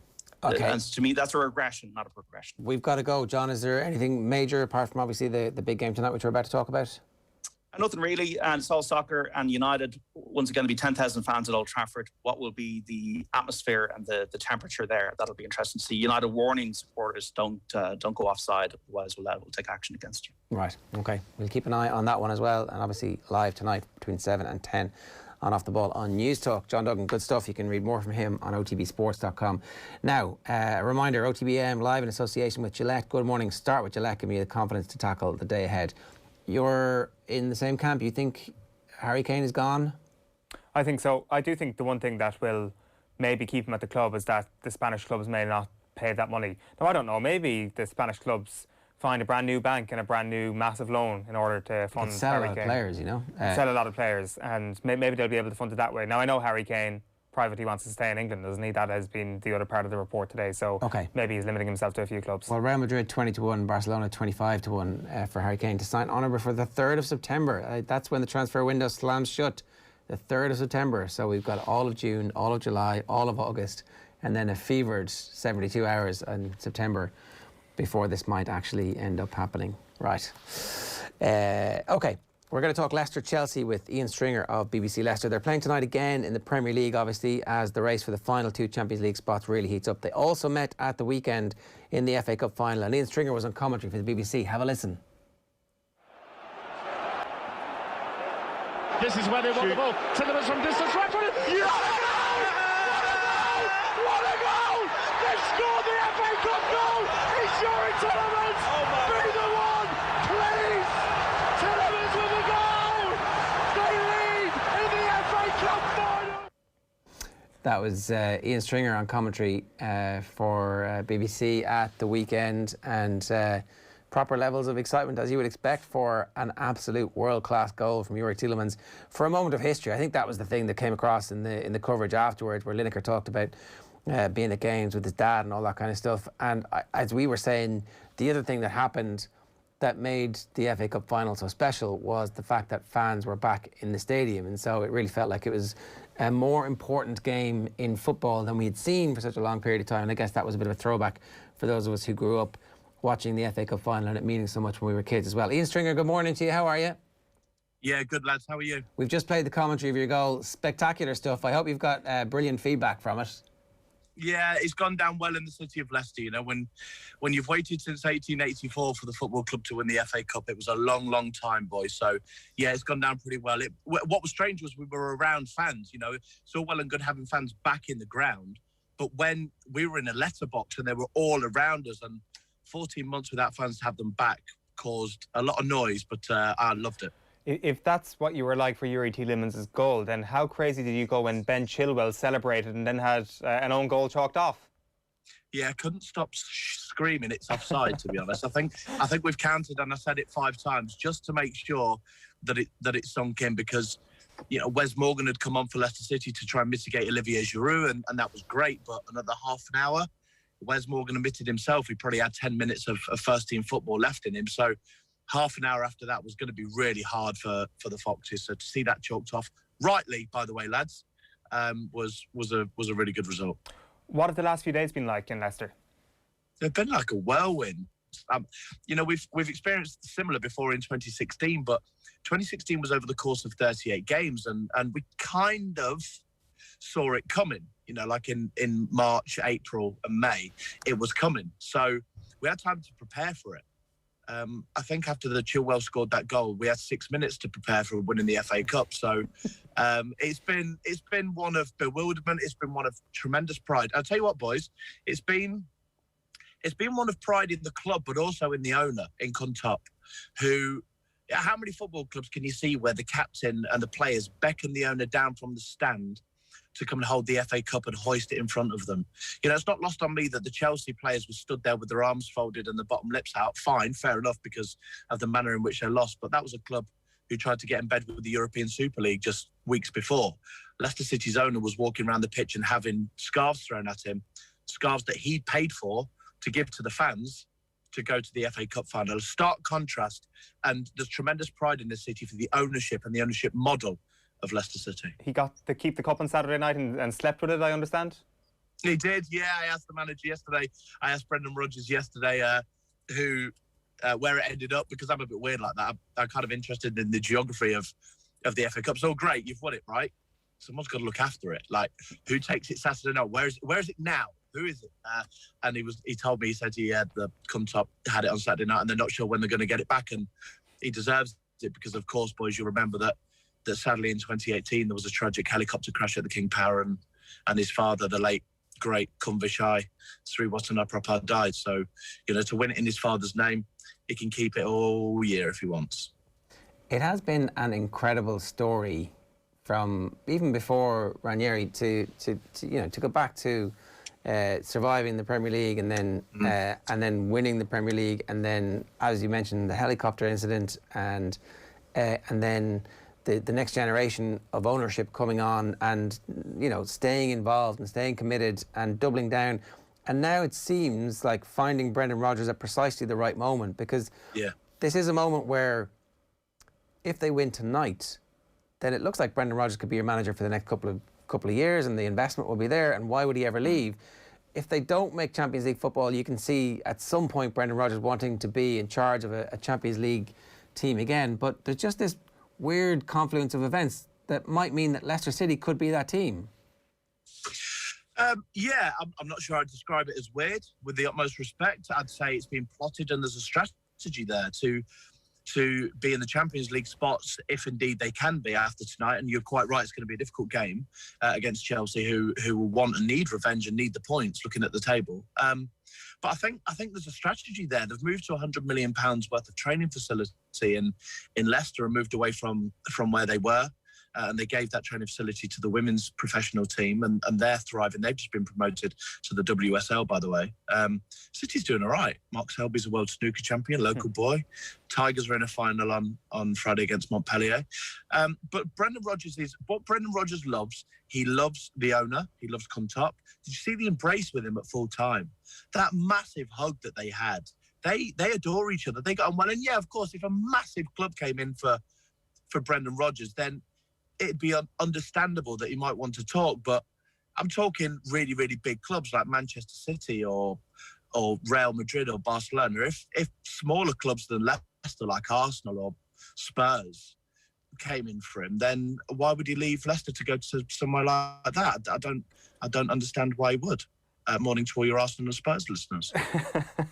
Shots fired. The thing is, well, tell me I'm not right. No, I think you're. I think, for example, 2 years ago, after Pochettino left, if at that stage somebody had offered Brendan Rodgers the Spurs gig, he might have been interested in it. But now, I think, when I mean the strange confluence of events, I don't mean Leicester City's strategic development. I'm saying that there's a period where Spurs are clearly in decline and in a bit of crisis. Their talisman has announced he wants to leave, but not officially, but it's now known that Harry Kane wants to leave. Liverpool have had a season of crisis where they've gone from being absolute dominant champions to a shambles at Anfield for 6 successive games. And on top of that, you have the situation at Chelsea where they had the wrong manager in charge and then they got the right manager in charge. And Leicester has sneaked in. And if you get in there and you invest as well as Leicester have done, there's no reason why next season they wouldn't be able to challenge for top 4 again. I suppose that's what I'm saying, is that while they planned, they've actually been able to take advantage of the other teams having a bit of a collapse at the same time. And it's perfect timing. Yeah, I agree. I agree with that sentiment entirely, that they've plotted slowly, they've plotted strategically, there's a plan there, and you know, it's not all about spending fortunes and fortunes and fortunes. It's about solid investment. Yuri Tillemans on Saturday, by the way, lads, what a finish. The first game back in 14 months for fans, and he puts that in the top bin. The end that the City fans are in. This is a player that Klopp well brought in fairness to him, on loan from Monaco, given Claude's connections to Monaco. And I think he made his Champions League debut, Yuri, at 16 or 17, a teenage boy. He's a Belgian first-team player. Leicester shop in different shops. You know, they're not in Harrods and Selfridges all the time. They'll go and find what they need to, where they need to. The scouting network and the recruitment network is brilliant, coupled with a really, really good academy. You know, look at Ben Chilwell, came through the academy, did very, very well, gone to Chelsea. Luke Thomas at the weekend, lads, 19 years old. 19 years old. The last goal at Filbert Street was scored in 2002, and you'll all remember Filbert Street like it was yesterday. He was born the year Filbert Street was ripped down. So, you know, they're plotting slowly, they're plotting quietly, they've got a great academy. Listen, it's hard to break into the top 4, the top 6 and do what they're doing, but you know, like that boxer that just won't go away. They're not only hanging in there, but they're working well behind their own jab, and we've found out they can land a few haymakers. What was really interesting about the European Super League saga, Ian, was that it kind of exposed a lot of the owners and the chairman as people who are largely incompetent. And that's the one thing, while Kuntop seems like a really amazing man, he's also a really intelligent man. And the way the club has been run over the last few years, the investment in the local community, the academy, as you say, investing in talent that may be able to be sold on for a bigger fee or else taken to the Champions League. This is the sort of thing that actually a lot of the big clubs have sort of overlooked in recent years, with the exception of Manchester City. Yeah, I agree. And actually, Leicester City they don't model themselves on Manchester City, but they have a lot of respect and a lot of ties with Manchester City. Manchester City had a Thai owner. Thaksin Shinawatra used to own Manchester City, and he was a very well-connected, he was Prime Minister, man in Thailand, and they looked and look at Manchester City very respectfully, actually, and look at their model. Of course, Manchester City's ownership model is very, very different, but the way in which the club is run and the classy nature of the club, and I think you're right that they're getting a lot of things right. They really are getting lots of things right. They're doing really, really well with the academy you've mentioned, and in the community. You know, people in the city love this guy, not only because he lost his dad, and that was tragic. You know, like, you got to remember, lads, there was an air disaster in our city. You know, a helicopter came down in the middle of our city, and he was on it, and that was tragic, and we all cried so badly.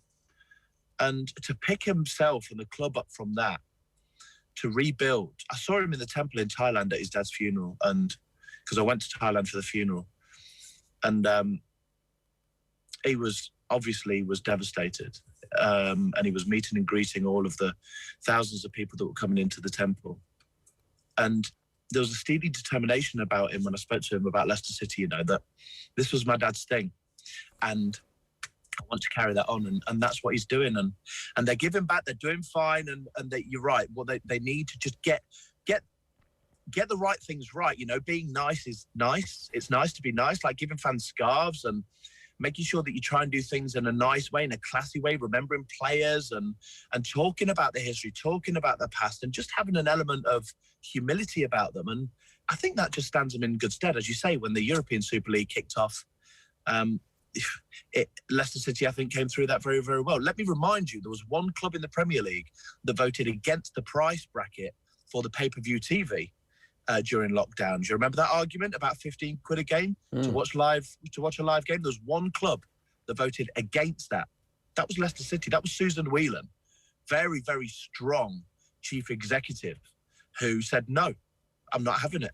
I'm voting against it. And she did. So there's some strength in the boardroom and there's some strength on the pitch. They're doing fine. They've got a long, long way to go. And what's the next step? Can they break into the top 4 permanently? What does it take, et cetera, et cetera? But the FA Cup holders, so happy days. Well, the evidence is there now, Ian, already that, yes, they can show incredible success and then back it up a few years later. Like, the 2016 team is largely being phased out. I mean, Albright and Vardy, and as you mentioned there, Wes Morgan with his last 10 minutes of professional football. This season, the question was always going to be around Jamie Vardy and what will Leicester ever do after they lose him? Kelechi Iheanacho has suddenly been regenerated at the football club, and that surely is one of the most exciting things about this club, that they've kind of already done this. They've gone from winning the FA Cup or winning the Premier League to 5 years later, deservedly winning the FA Cup and possibly finishing in the top 4.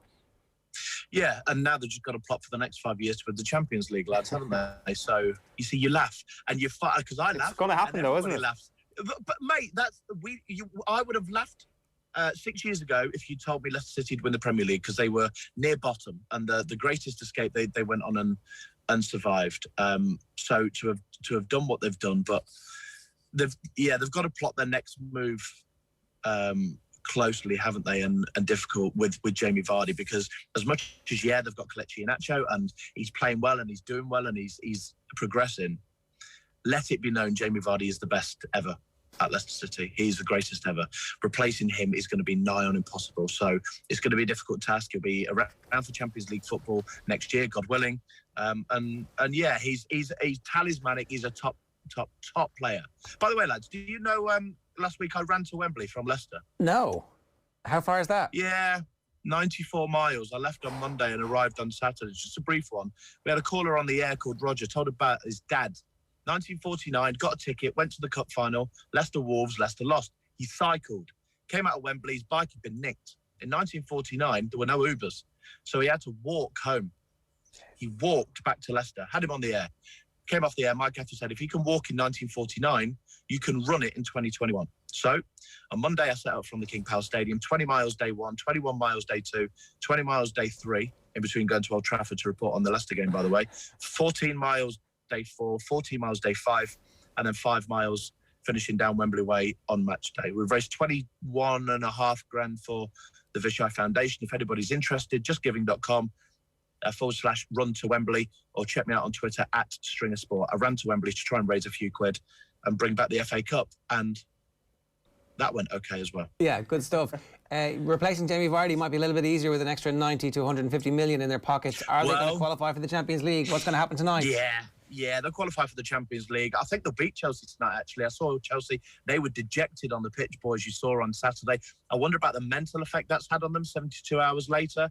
Tuchel's going to be spewing. He's going to send them back out to really have a go, and the players will be as well. But Leicester, I think, have maybe got the mindset over them. Leicester, no, win tonight and it's done. It's a procession against Spurs at home with your fans and the FA Cup. Win tonight, lads, and you've done it. And what motivation?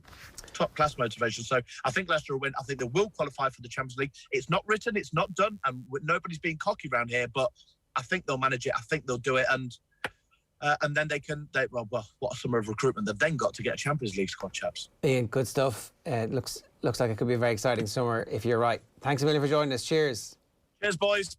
Ian Stringer giving us some insight into what it's like in Leicester at the moment, and it seems like it's party town. OTB AM live in association with Gillette. Good morning. Start with Gillette. Give me the confidence to tackle the day ahead. It is 4 minutes past 9. Let me tell you about what's coming up on OTB Sports Radio today. The best place to listen to OTB AM every morning is on the OTB Sports app. There's a radio tab there, and our full live continuous sports radio station is there. You can hear OTB Gold, the story of the ascent, Barry Ryan's book about cycling, Dadcast at 3. There's a career retrospective with Lee Dixon at 4. OTB Gold at 6 tonight is the life and times of Johnny Kilbane, the legendary boxer from Cleveland by way of Achill Island. That's what's lined up today, and of course the show is live tonight. There's a big greyhound racing debate. The Social Democrats, TD, Holly Cairns and Bord Nagans, Gerard Dollard, the CEO of Greyhound Racing Ireland, is on. Dan McDonald is going to be on the football show. Keith Higgins is going to chat to Joe about his switch to hurling, which seems to be working out pretty well for him at this stage as well. We've got rugby with Niamh Briggs before 10 o'clock this morning, but up next on OTB AM, Eoin sits down with Max Rushden, ex-Soccer AM presenter, host of Football Weekly, who has fallen in love with Wes Houlihan. OTB AM on OTB Sports Radio, Ireland's first and only sports radio station. Allison scored! Unbelievable! The goalkeeper has scored! Have you subscribed to the OTB Football Podcast? If not, here's some of what you've missed over the last week. Would he be better at Manchester United than Solskjaer? Well, I'm only giving you my opinion. I believe so, yes. And he picked the ball up and threw it. And I didn't see the first one. David Kemp, who's my assistant, came over to me and just said, Tone, have you seen how Rory throws this ball? Subscribe now to the OTB Football Podcast stream wherever you get your podcasts and download the OTB Sports app. At Online Tradesmen, we've never been busier. And if you're a trade professional, there's never been a better time to join us. Access over €17 million worth of jobs nationwide every month, along with e-learning and other supports. Need a website for your business? It's included in your membership. And on average, Online Tradesmen members get up to 10 times their fee back in new sales, marketing tools and savings. Apply today at onlinetradesmen.ie. Online Tradesmen, the home of qualified trade professionals. OTB AM. With Gillette, put your best face forward with our new and improved razors. Delighted to be joined by Football Weekly host, TalkSport presenter and all-round Cambridge United superfan Max Rushden. Max, how are you getting on? Yeah, good. I feel being called a superfan at the age of 42 almost feels embarrassing, doesn't it? You know, I don't have photos of all the players up on my wall, and you know, at 10 I had posters of every footballer I could get from Shoot and Match magazine. I was pretty indiscriminate. You know, it could be Robert Ullathorne, it could be Steve Walsh. I didn't care. Yeah, no, I'm very well. Thank you very much. Thanks for having me. Why do you not have a poster of Wes Houlihan behind you? I mean, it's a good question. I haven't sourced one. If one arrived at my door, I would probably put it up. You know, it's really interesting, isn't it, about Wes? Not that I've met him, and you know, not that I should be that familiar with him, but he's such a brilliant footballer, and it's so interesting how loved he is by everyone in the world except for anyone who happens to be the manager of the Republic of Ireland. That's sort of that's the running theme, isn't it? And you know, by all accounts, you will know better than me. You know, there have been hours and hours of phone-ins of why haven't we found a space for Wes Houlihan in the Ireland team? And I can't really, I honestly, I couldn't tell you who Ireland's starting central midfield is at the moment, but I'd be surprised if Wes wasn't good enough to do a job for you still. Like, we've been half considering floating that idea out there, but only in a semi-ironic way, that this 39-year-old could still do a job, and a significant one for Ireland. Like, for people, like a lot of people just haven't been watching him play, obviously, for Cambridge United this year. How good has he been? Well, as someone who's never really watched him play until this year, certainly not in detail, it's very strange in League Two to have a central midfielder who comes short for the ball, always tries to keep the ball, never ever just hooks it over his shoulder, you know, never just plays a ball into the channel like a percentage pass, and sort of dictates the play. And it's not only that, it's not only sort of taking it off the centre backs and starting attacks, it's then being there to create and to score. I was doing a Cambridge United podcast, which I suspect the Venn diagram of people who listen to this, and that is small, and was talking about, I think he's the best central midfielder we've ever had. And I include, obviously we almost got into the Premier League. We played a style of football that avoided that part of the pitch for most of the time, right? So, Ireland fans will be, they will know that style of football. I can't think of a better central midfielder that we've ever had in our history. I'm obviously just sort of, I'm in a haze of promotion glory at the moment. But he's such a, he's a dream of a footballer. He just has time on the ball. He can get out of tight spaces. His distribution is beautiful, and he seems. I've spent no time with him, but he seems like a really down to earth, humble bloke who just wanted to play football. Right. The reason he plays for Cambridge is not because he desperately wants to play for Cambridge. It's just near his house, and so that's a great reason. He was on trial last year. I say he was on trial. Basically, Cambridge was on trial for him, and then he decided to go and play in Australia. I don't blame him for that at all. And it didn't work out there because he got injured. So we were lucky to get him. And I don't know if he's made his mind up what he wants to do or if other clubs are interested. But, hopefully he just won't move house, and then we'll still be the nearest club for him that isn't Norwich. And so he'll be with us next season. I've seen that there's been like this incredible training regimen set up, especially for Wes Hoolahan, where he doesn't train until Tuesday or Wednesday, where he does a couple of days where he's just doing stretches and he's just on the exercise bike, and that's it. And he just shows up and plays at the weekend. It's this amazing scenario for him. That's what any 39-year, any player of that age should really be doing. Maybe don't bother with training. Yeah, there was a sort of worrying time towards the end of the season where the fixtures had piled up a bit, and he played on the Saturday and we'd win, and then he wouldn't play midweek and we'd lose, and then he'd play on the Saturday and we'd win, and like it was really important. Actually, we won a game at Leicester on a Tuesday without him, and it was like a kind of we can actually do. It's possible to win a football match without Wes Hoolahan. But yeah, he's been managed really well by a manager who's younger than him, and he's said that, and I think that's it's just super smart, isn't it? Don't kill yourself, and he can train however he wants, or if he doesn't want to train at all, I don't mind, And I think the players didn't mind either. I think the players around him totally appreciated what he gave to it, and B, how much he cared. Given the highs that he's had, and given that he scored that goal with his right foot in the Euros, which I presume you've watched a lot of times, he really cared, and it meant a lot to him. You could see on the pitch, whether we were winning or losing, he really, he really wanted it, We'll be watching that goal on loop all summer while everybody else is at the actual Euros this year. Did you have much of a sense of Wes Hoolahan before this season? I think, hilariously on Soccer AM, we called him Wes Hula Hoops. That's that was the level of, it was affectionate, I think.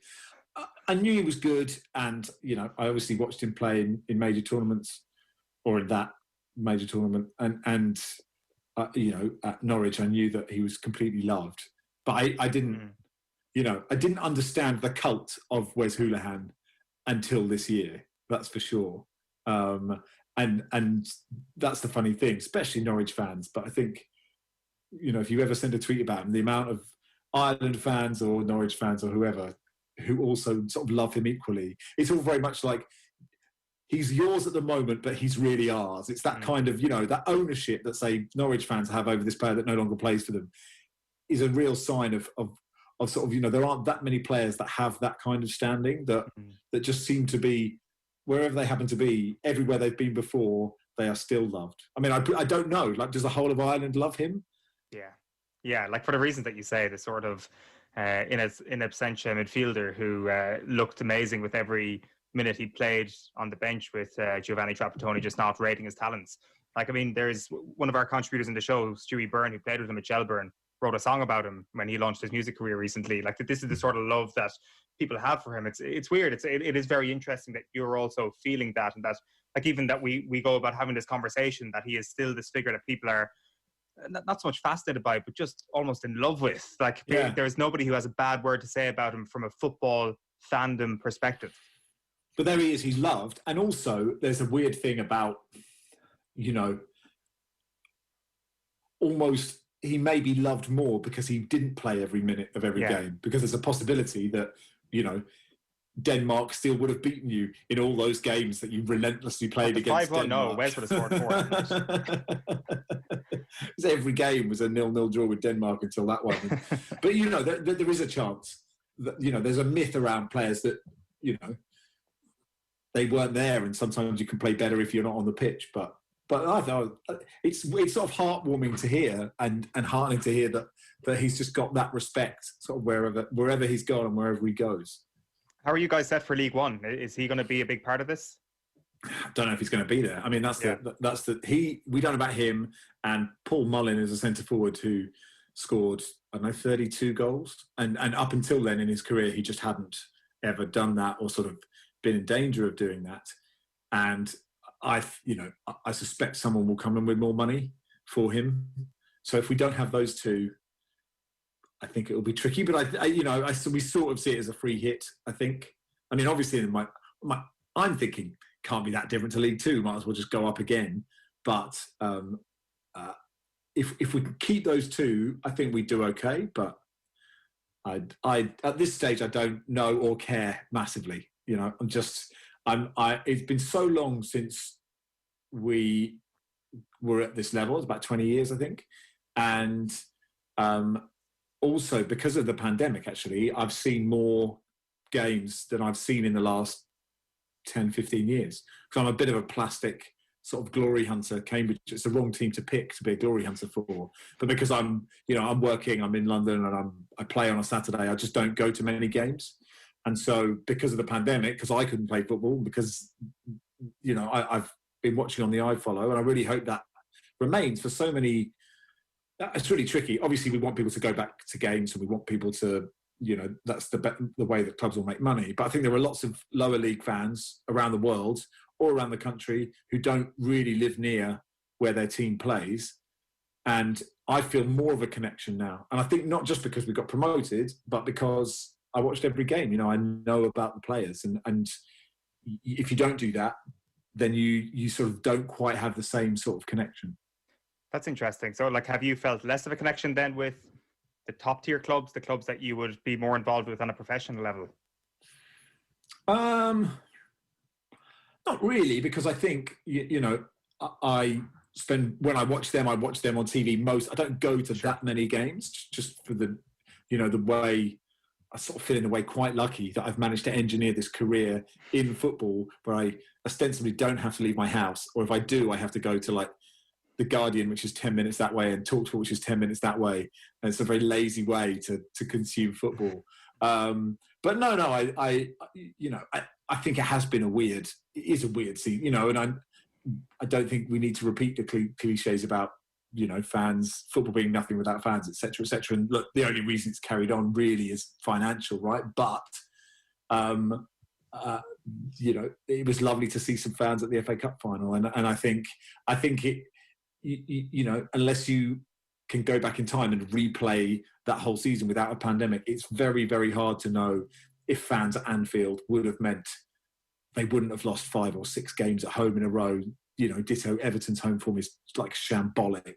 And, you know, would West Ham have done as well, because their fans can be a bit prickly. Did they lose at home to Newcastle on the first day? I mean, would that have changed? I don't know. So I wouldn't feel I'd feel less connected to the Premier League. I think, like a lot of fans, I really enjoy it, and I enjoy some of the football that some of the teams play. I also find, you know, the ownership of some of the clubs really quite troublesome, and, you know, do you know what? I have an affinity with Tottenham. My dad's a big Tottenham fan, but it's not one that keeps me awake at night. I want them to win, but I don't really mind if they lose. I really don't envy fans of really big sides. Yeah, they get to go to European Cup finals, etc., and something that Cambridge will never do.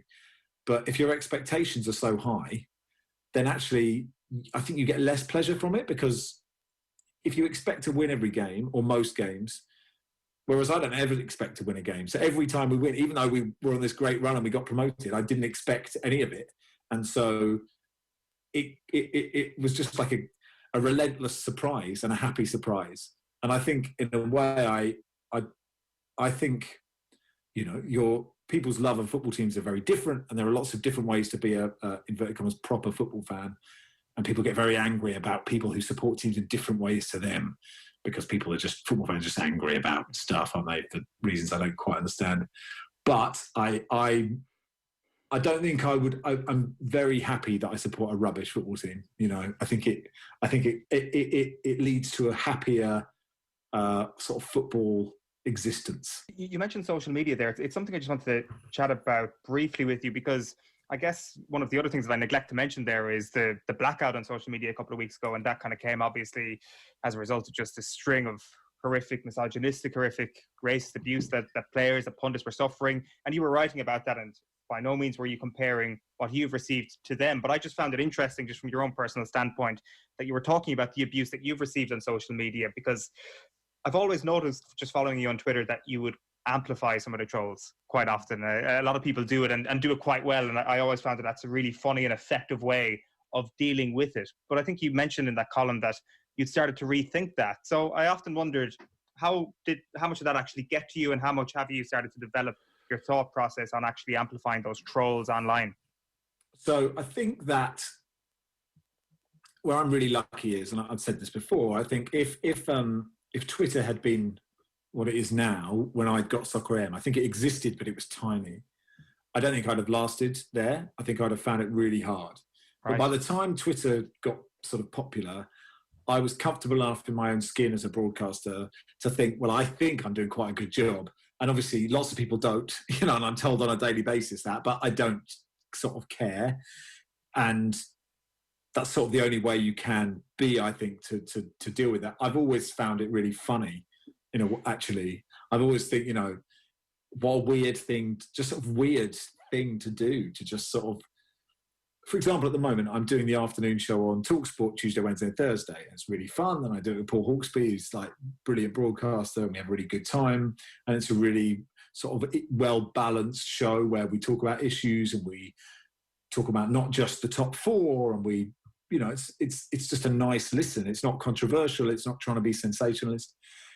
And at 1:01, the same person just tweets TalkSport. It comes on the screen right in front of me going, this, you know, infantile, woke, snowflake wanker, ruining TalkSport. I bet your figures are through the floor. I'll be back at 4 p.m. Like, literally, like without fail. So I think that's just some bloke called Cyril. Like, what's Cyril doing? Like, what a weird thing. What a weird thing to get so... There are so many radio stations. Like, why do you have to tell me that? And, like, genuinely, I just find it funny. And I have in the past, you know, like, written sort of parody songs about it. I definitely used to, you know... A bloke started a Sack Max Rushden account, which had like a manifesto and like a 10-point plan, which included like refusing to buy any Gaviscon until I was no longer the voice of Gaviscon. And so recently I'm no longer the voice. So if he is listening, you can now, you know, drink it to your heart's content. On the manifesto. You know, and I retweeted that, and I got him loads of followers. He didn't have any followers, and then he suddenly did. And I think what I thought was, and you know, presenters are very different. I know presenters at TalkSport, and that's, in a way, that's the most immediate, because that is coming, you know, you can hide that screen, but that is on that screen in front of you while you're on air live. It's different with The Guardian. We do the pod, it's out later. I think, you know, most people on TV probably aren't scrolling through their phone while they're on it, etc., but some people do. Like, it never, it doesn't bother me at all.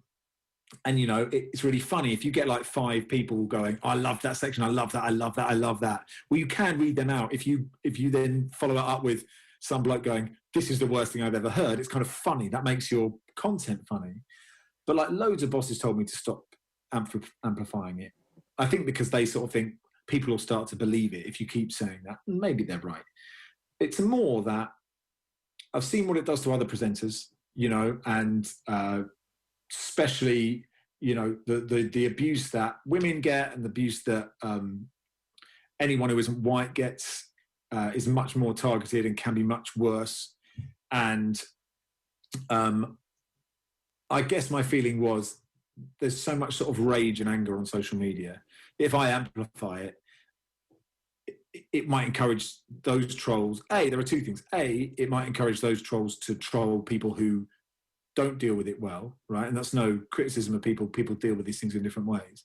And B, quite often, if you quote tweet somebody saying, "I hate you, Max, you've ruined my life," then you get some sort of well-meaning followers. They're piling in on them. So you're not really helping the situation. You know, there's just enough rage on social media to just try and not have any. And you know, I'm sure I'll, you know, retweet somebody who's rude to me again because I'm not really thinking about it. When I stand back and I think about it sensibly, I think I don't need to engage with that person. And I used to just mute as well and let people shout into the abyss. Now I block people. I'm quite polite about it. Normally I'll say, "Hello, I now block people. So if you're rude to me once more, then I'll block you. I presume you don't care, but I'm just saying," because I just sort of feel like it's nice to be nice, right? It's nice to be polite, even to people who aren't. Maybe it might make 1% of those people think, "Oh, hang on, I didn't need to tell this person I hated them. I could just hate." There are lots of broadcasters, and I'm sure you're the same, that I think are appalling, right? Hopeless. But I could just think that in my mind. I don't need to track them down and tell them. It's a weird thing to do. So I have changed my opinion a bit, because I think if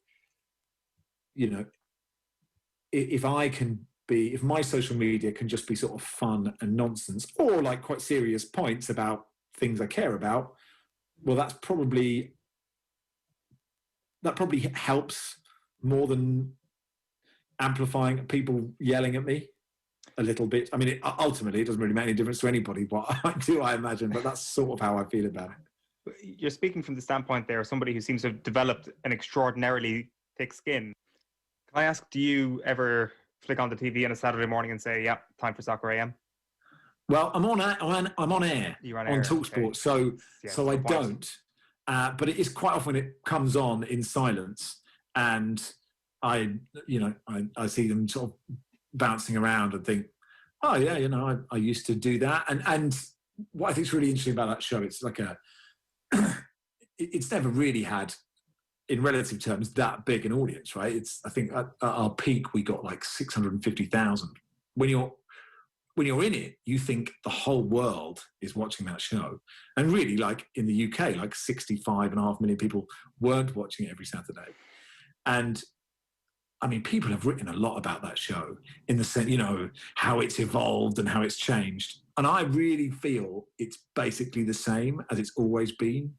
It's like a footballer, an actor, and a singer sitting on a sofa, chatting about football with some goals and some jokes. And obviously the jokes change depending on who's telling them and who's writing them, and because people are different and their sense of humours are different. But I don't think that show is, and I think the show has moved on because it had to, from you know, how sort of laddie it was. And I was arguably a big part of that, not because I have a huge social conscience, even though I do, it's because I'm really not very laddie. And when they worked out how square I was, well, they couldn't really do the laddie bits because I was just really bad at them, you know. How do you mean soccerette? I mean, well, specifically that part, but, you know, lots of other parts of it. You know, I'm from central Cambridge and was in, you know, Cambridge County Youth Orchestra, right? That's not cool. Like you can't hide that. You know, it's not like this is a cool person doing this. This is just a sort of general bloke doing it, I think. But it's funny. I was like incredibly fortunate to get that gig. Like it came out of nowhere, and it was like really every card aligning, if that's the phrase. Like everything just fell into place in this ridiculous way, and I was so nervous. And it took me a year or two at least to get comfortable to a point where I felt I was doing a good job. Not everybody did, obviously, but I did it for 7 years, and it was honestly like getting paid to just muck about. It was frankly ridiculous. So like, I think of it, and hopefully not with rose-tinted spectacles, I just think of it incredibly fondly as what an extraordinarily privileged job to have. You know, I watched it growing up and always thought it was funny, and then I got to do it, you know. You've spoken in the past about maybe not having enough creative license to do what you wanted to do on the show. So what is the best thing that we, the audience, missed out on that you had in your brain that just wasn't allowed to go on air? Oh, that's a good question. I did want the week that Keys and Gray were sacked was quite a fraught week at Sky, and we weren't allowed. They were like not allowed to mention it. It was obviously the biggest story. It was like I can't remember what was happening that week in football, but within football, that is what everyone was talking about. So I said we should get a full-size stuffed elephant and put it in the studio and never mention it. And that was denied. I mean, I don't know how easy it is to find, or one of the props boys or someone with work experience would have to make a full-size papier-mâché elephant. It would have been brilliant, but it was that was rejected, sadly. So that's probably as good as it got. I mean, I don't think my ideas were necessarily brilliant, but when they're yours and you think they're funny, like I love anybody who listens to me on the radio or the pod will know that I really like a long running gag. Like Mark and Lard used to do, the same gag, repeat it over and over again. And it's funny, and then it gets really unfunny. And then eventually people are just eroded down by it. And so there were so many things where I thought, that's funny, but we have to do that for like 25 weeks and it'll get ridiculous. And there was very much a kind of, we'll look a bit shit if we don't. And I was like, you have to sort of plow through that bit. I mean, the comedy is subjective, right? And so it's very hard to have arguments with people where someone says that isn't funny, and you say, no, it is. But you can't, I might have been wrong, they might have been wrong. No one's actually wrong. It's just, I've got that control over my radio show. So if you don't like me on the radio, that is absolutely my fault. Do you know what I mean? That is literally like if people don't like that, they are my ideas or ideas that I've been part of having. And so I need to take full blame and responsibility for those. OTB AM. Max Rushden's love letter to Wes Houlihan there. Another 15 minutes of that good stuff available on the OTB Sports app. Just check out the OTB football feed in the podcast network and subscribe to it there. And you can also get it on the OTB AM podcast as well. Dennis Ryan says, Wes, a proper player I followed this season with Cambridge. Great story. Conor Linehan says, Wes, one of Ireland's best, criminally underutilised by Trapp. If you could just... Paul Morrissey says, go on, Max. And Will says, are we still trying to get Houlihan in the team? I mean, I did think against Luxembourg he could have done a job. What? Would there not have been 15 minutes there where you could have put Wes on against Luxembourg when it was still 0-0 and gone, you just pick up those pockets, try see what you can do, because it couldn't be any worse than this. Yeah, maybe he could have done a job. It is quite sad to think that we're only kind of half joking when we talk about it. We're not actually at the point yet where we can actually joke about bringing Wes back. That is how the fortunes of the Irish football team have gone over the last little while. It's kind of in that strange place between actually he could do a job and being fully ironic. I don't know what sort of space we're in at the moment on Wes. You're not being ironic. Or kind of not fully being ironic. It's kind of like he probably would have done a job against Luxembourg, but obviously he's 38, 39 and his international career is long over and he's focusing on his club career. But maybe... How many caps should he have had? I've got a feeling Wes Houlihan has more caps than I actually think he does. How many caps do you think he has? I think he's only got like 30-something, but he's got more than that, doesn't he? I think Wes Houlihan has 42 caps for the Republic of Ireland. What's the answer? This is a crappy quiz question that we're ruining here. 43. Is that a joke? Was that a guess? Or that was a complete guess. Complete guess. He's got 43 caps for the Republic of Ireland. You were not suitably enough impressed by that. Well, I thought you were quizzing me. I thought you had your Wikipedia open. No, look, I've got nothing there. Look. Oh, yeah. That's a cool search history you got open there. That's 43 caps for Wes Houlihan. That's made my day now. Well done. He definitely should have got above 50. But he probably should have had 80 caps for Ireland. Yeah. And we could have put him in the team much earlier when he was just at Livingston. And that's the type of thing that Ireland should be doing, is finding these players who are playing lower division football and saying, actually, you know what, we think you're going to be great, and we're building our team. Maybe you couldn't build them around it. I don't know. It's a really difficult thing to know, because maybe Wes wasn't ready for it at that stage. Maybe, the game understanding exploded when he got to the right environment as well. But he was already really good for Shell, so I don't know. he doesn't make his Ireland debut until he moves to Norwich, I think. So he's 26 at that point. I wonder if that always just count against him, where it was like, this isn't a 21-year-old, this isn't a 20-year-old coming into the team. Too old. Like, I mean, maybe. Like, Here he is 15 years later, still playing. There you go. Very like, his career is only just getting going. OTB AM, live in association with Gillette. Good morning. Start with Gillette. Give you the confidence to tackle the day ahead. It is 9:34. Tomorrow morning, we're going to hear from Cavan and Collingwood star Aisling Sheridan. Nathan Murphy joins us to talk football and pick his Premier League team of the season. And Eoin is bringing you around the Euros. It's rugby right now, though. Here's Niamh Briggs talking with Joe. Yeah, so busy week of rugby coming up. We have the Champions Cup final at the weekend. In the meantime, the Rainbow Cup continues. Now with the showpiece final, I'm sure you saw that news over the last couple of days. So the top Pro 14 side, in effect, will take on the top South African side. It'll be a North versus South final. That will be on June the 19th, venue TBC. At the moment in South Africa, the Bulls, based in Pretoria, are in control. Northern side of the draw, Munster no longer in control after doing all the hard work and winning their opening two. They fell against Connacht, obviously, at the weekend. It means that Benetton are top of the table, 14 points, played 3, won 3.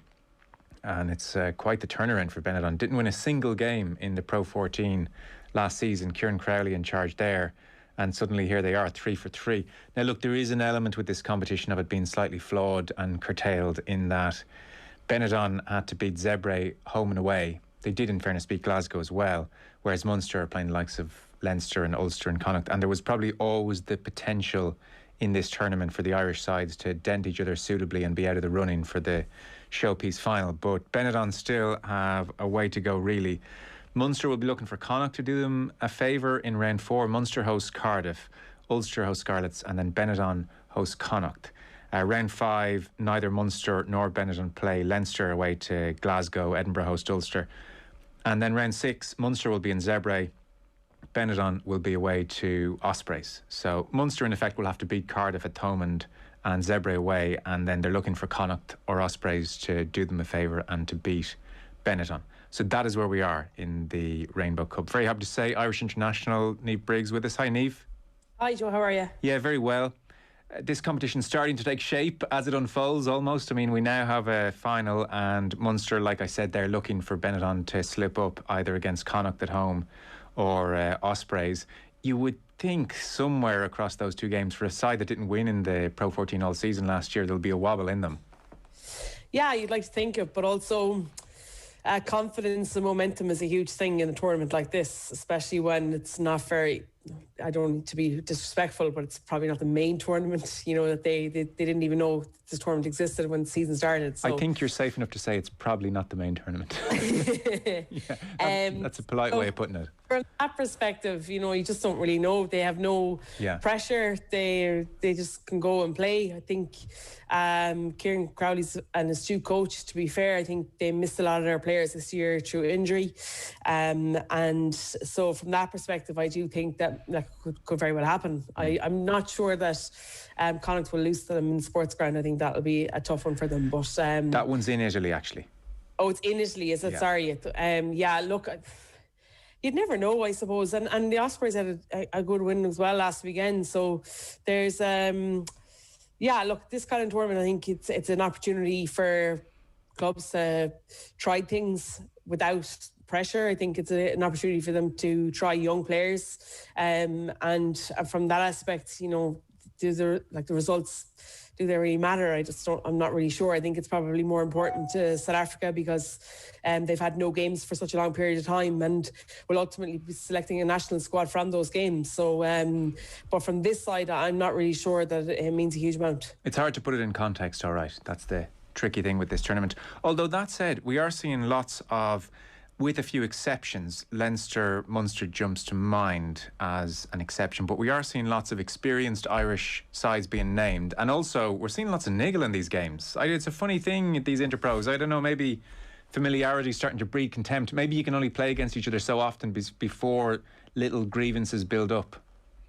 Yeah, absolutely. I thought there was definitely plenty of niggle in that Connacht Munster game, and to be fair for Leinster, Ulster too. You know, there was no holding back from any of them, and so from that aspect, I do think I like the fact that we're seeing teams go out and play without abandon almost. You know, they're trying things that they probably wouldn't have tried maybe in Champions Cup or a Pro 14 game that mattered. And the majority of them are giving young lads chances. And I think from that aspect, it's really good because, as you say, if you're going up against an opposition and they're fielding internationals, they're fielding strong players, first-team players, and you give a young guy a chance and he excels, well, then you know going forward for next season that they are more than capable. And that's what you're trying to, you know, that's what, if I was coaching, that's what I would be looking to use this tournament for, trying to see if, you can evolve your game as much as possible and to the next level, and also try and give young guys chances. Loads to talk to you about and get your thoughts on. We might start with Connacht then beating Munster at Thomond, 24 points to 20, 5 tries, another 2 disallowed, slightly frenetic ending, mixture of frenetic and frantic there. Andy Friend, his first win over Munster. Connacht really, I mean, there's a volatility there and an inconsistency there, which they'll obviously look to clean up, I'm sure. But their ceiling can be relatively high. They have now won at Thomond Park this year. They've won in Belfast, and they had that memorable win against Leinster in January when Jack Carty was brilliant. I mean, that's a decent gathering of scalps to take across the year. Yeah, absolutely. And I think you've just hit the nail on the head. If they can manage to get that level of consistency where they are performing week in, week out, then, you know, as you say, the sky's the limit for this team. I think I love the brand of rugby that they're trying to play. I love the fact that they've taken the best parts of Pat Lamb's era in terms of being able to move the ball, and also bringing a physicality that we probably haven't associated with them since probably the time when they won the Pro 12 or whatever it was at that stage against Leinster in the final. So, but it's that consistency that's probably they've lacked this so much this season. But I thought, you know, without Bundy, who's their kind of like big leader, their mainstay, the one that sets their standard, and in both attack and defence, they were more than capable of matching Munster, and I think that would be a big worry for Munster. But I think hats off have to go to Connacht. I thought they were excellent. So it would worry Munster that Connacht physically could match them? Physically and out-muscled them, I thought, at times. Right. I thought that they were very astute in how they played. I thought Conor Fitzgerald, he seems to kind of save his best performances for against Munster. There's obviously a little bit of a hurt there that he got left go at the academy, but he's grown hugely, and it just goes to show that if you can stick with players that don't develop at a certain age, that they can come good. You look at the likes of Conor Oliver, Sammy Arnold, Alex Wooden, you know, they're all byproducts of Munster that weren't deemed good enough to be here at the start, and all played incredibly well, and all brought an eagle, I thought. And, you know, as a supporter and a spectator, you kind of love to see that, don't you? Especially when it's this end of the season and there's not a huge amount to play for. You like to see teams being able to show up and play, I think. Well, it's nice to be reassured as a viewer you're not wasting your time watching a match they're not bothered by. You know, it's good to see they care about it as well, so you can kind of invest in it, I think. On Conor Fitzgerald, 23 years old now from Clare, and originally, as you said, came through the Munster Academy and was let go. So he was playing at 10. I think he played the guts of an hour. I saw a lot of people giving his performance plenty of plaudits. Mixed up his play, lots of variation, read the game quite well. So is he a genuine contender here against Jack Carty going forward?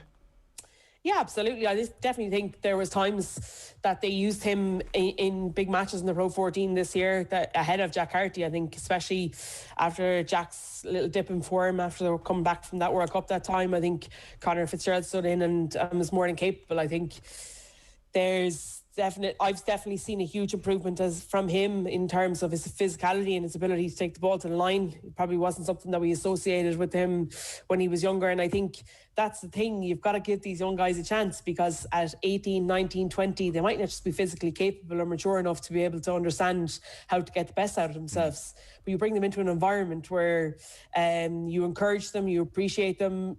And look, I'm not saying Munster didn't appreciate them, but I just think a different environment can sometimes help a young player like that. And so, look, he's got an unbelievable left boot, but he's very intelligent, and he reminds me a little bit of Jack Carty. He's able to find space when it's needed in the backfield, but also to play what's around him. And I thought he controlled the game really well. And with the view, say, to being an Irish international in 2, 3, 4 years' time, where would he need to develop?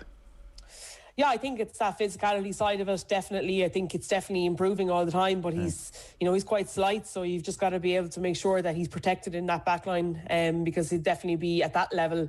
But also the pace and stuff. So, look, he played really well against Munster in a Rainbow Cup, but its ability to be able to do it on Champions Cup stage before we can even speak about him in an Irish contingency.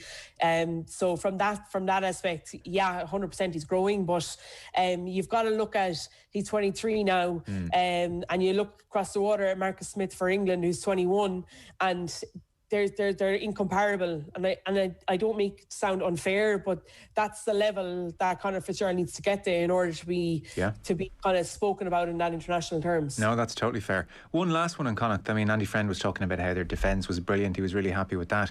They definitely have wobbles up front though, and their defensive maul in recent weeks has let them down. And then set piece, they had their wobbles again at the weekend, or on Friday rather. Both props sub before half time, so there's an area of concern there for sure, or certainly an area they might try to strengthen over the summer maybe. Yeah, absolutely. I think that's probably another issue that they've had this year, is their strength and depth. I think when you look at teams that need to compete at the highest level all the time, they've got to be able to roll on, roll off in terms of slot other players in, and it doesn't really make much of a difference. I think when you take out the likes of Finlay Bealham, Buckley, if you take out Alton Delan, albeit I love Thornby as second row, and I really hope that he gets capped by Ireland this summer.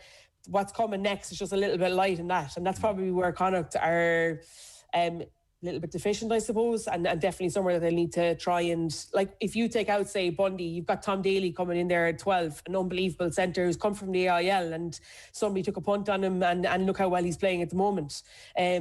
Whereas in that pack, I feel that Connacht just are a little bit lacking in that strength and depth to be able to go at the highest level. And look, it must have been a really difficult decision for Andy Friend to see the two boys trudging off after 39 minutes, 40 seconds or something. But, it's a ruthless nature. And at this level, you don't have time to learn on the game, learn on the job, unfortunately. Yeah, absolutely. I'm sure you didn't make it lightly. It's not a decision you want to make. We had Ron O'Gara on a couple of weeks ago talking about hooking off a winger, Spanish player, and his team after like 30, 40 minutes and feeling abysmal in doing so, but sometimes you have to do it.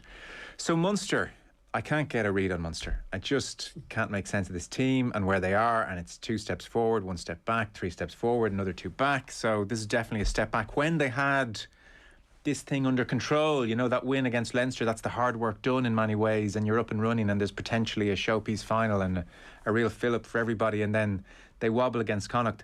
And again, like I said, experienced team here. I mean, they've Tyke Byrne, they have Conway, Murray's off the bench, Earl's off the bench, they have Diolande, Peter O'Mahony, CJ Standard, Dave Kilcoyne, Joey Carberry. I've played the last 20 minutes. Like, there's more than enough there. And we'll come to the referee in a second, but just on Munster and where and why they fell short, you mentioned the Musling. I saw Gary Doyle on the 42 even saying, in the kind of championship minutes, the closing minutes, they turn the ball over on 3 occasions, they mess up a key line out, they spill the ball on 2 separate attacks. These kind of old failings when it really counts and it's really in the melting pot. So what do you read from Friday? Yeah, I think it was incredibly frustrating.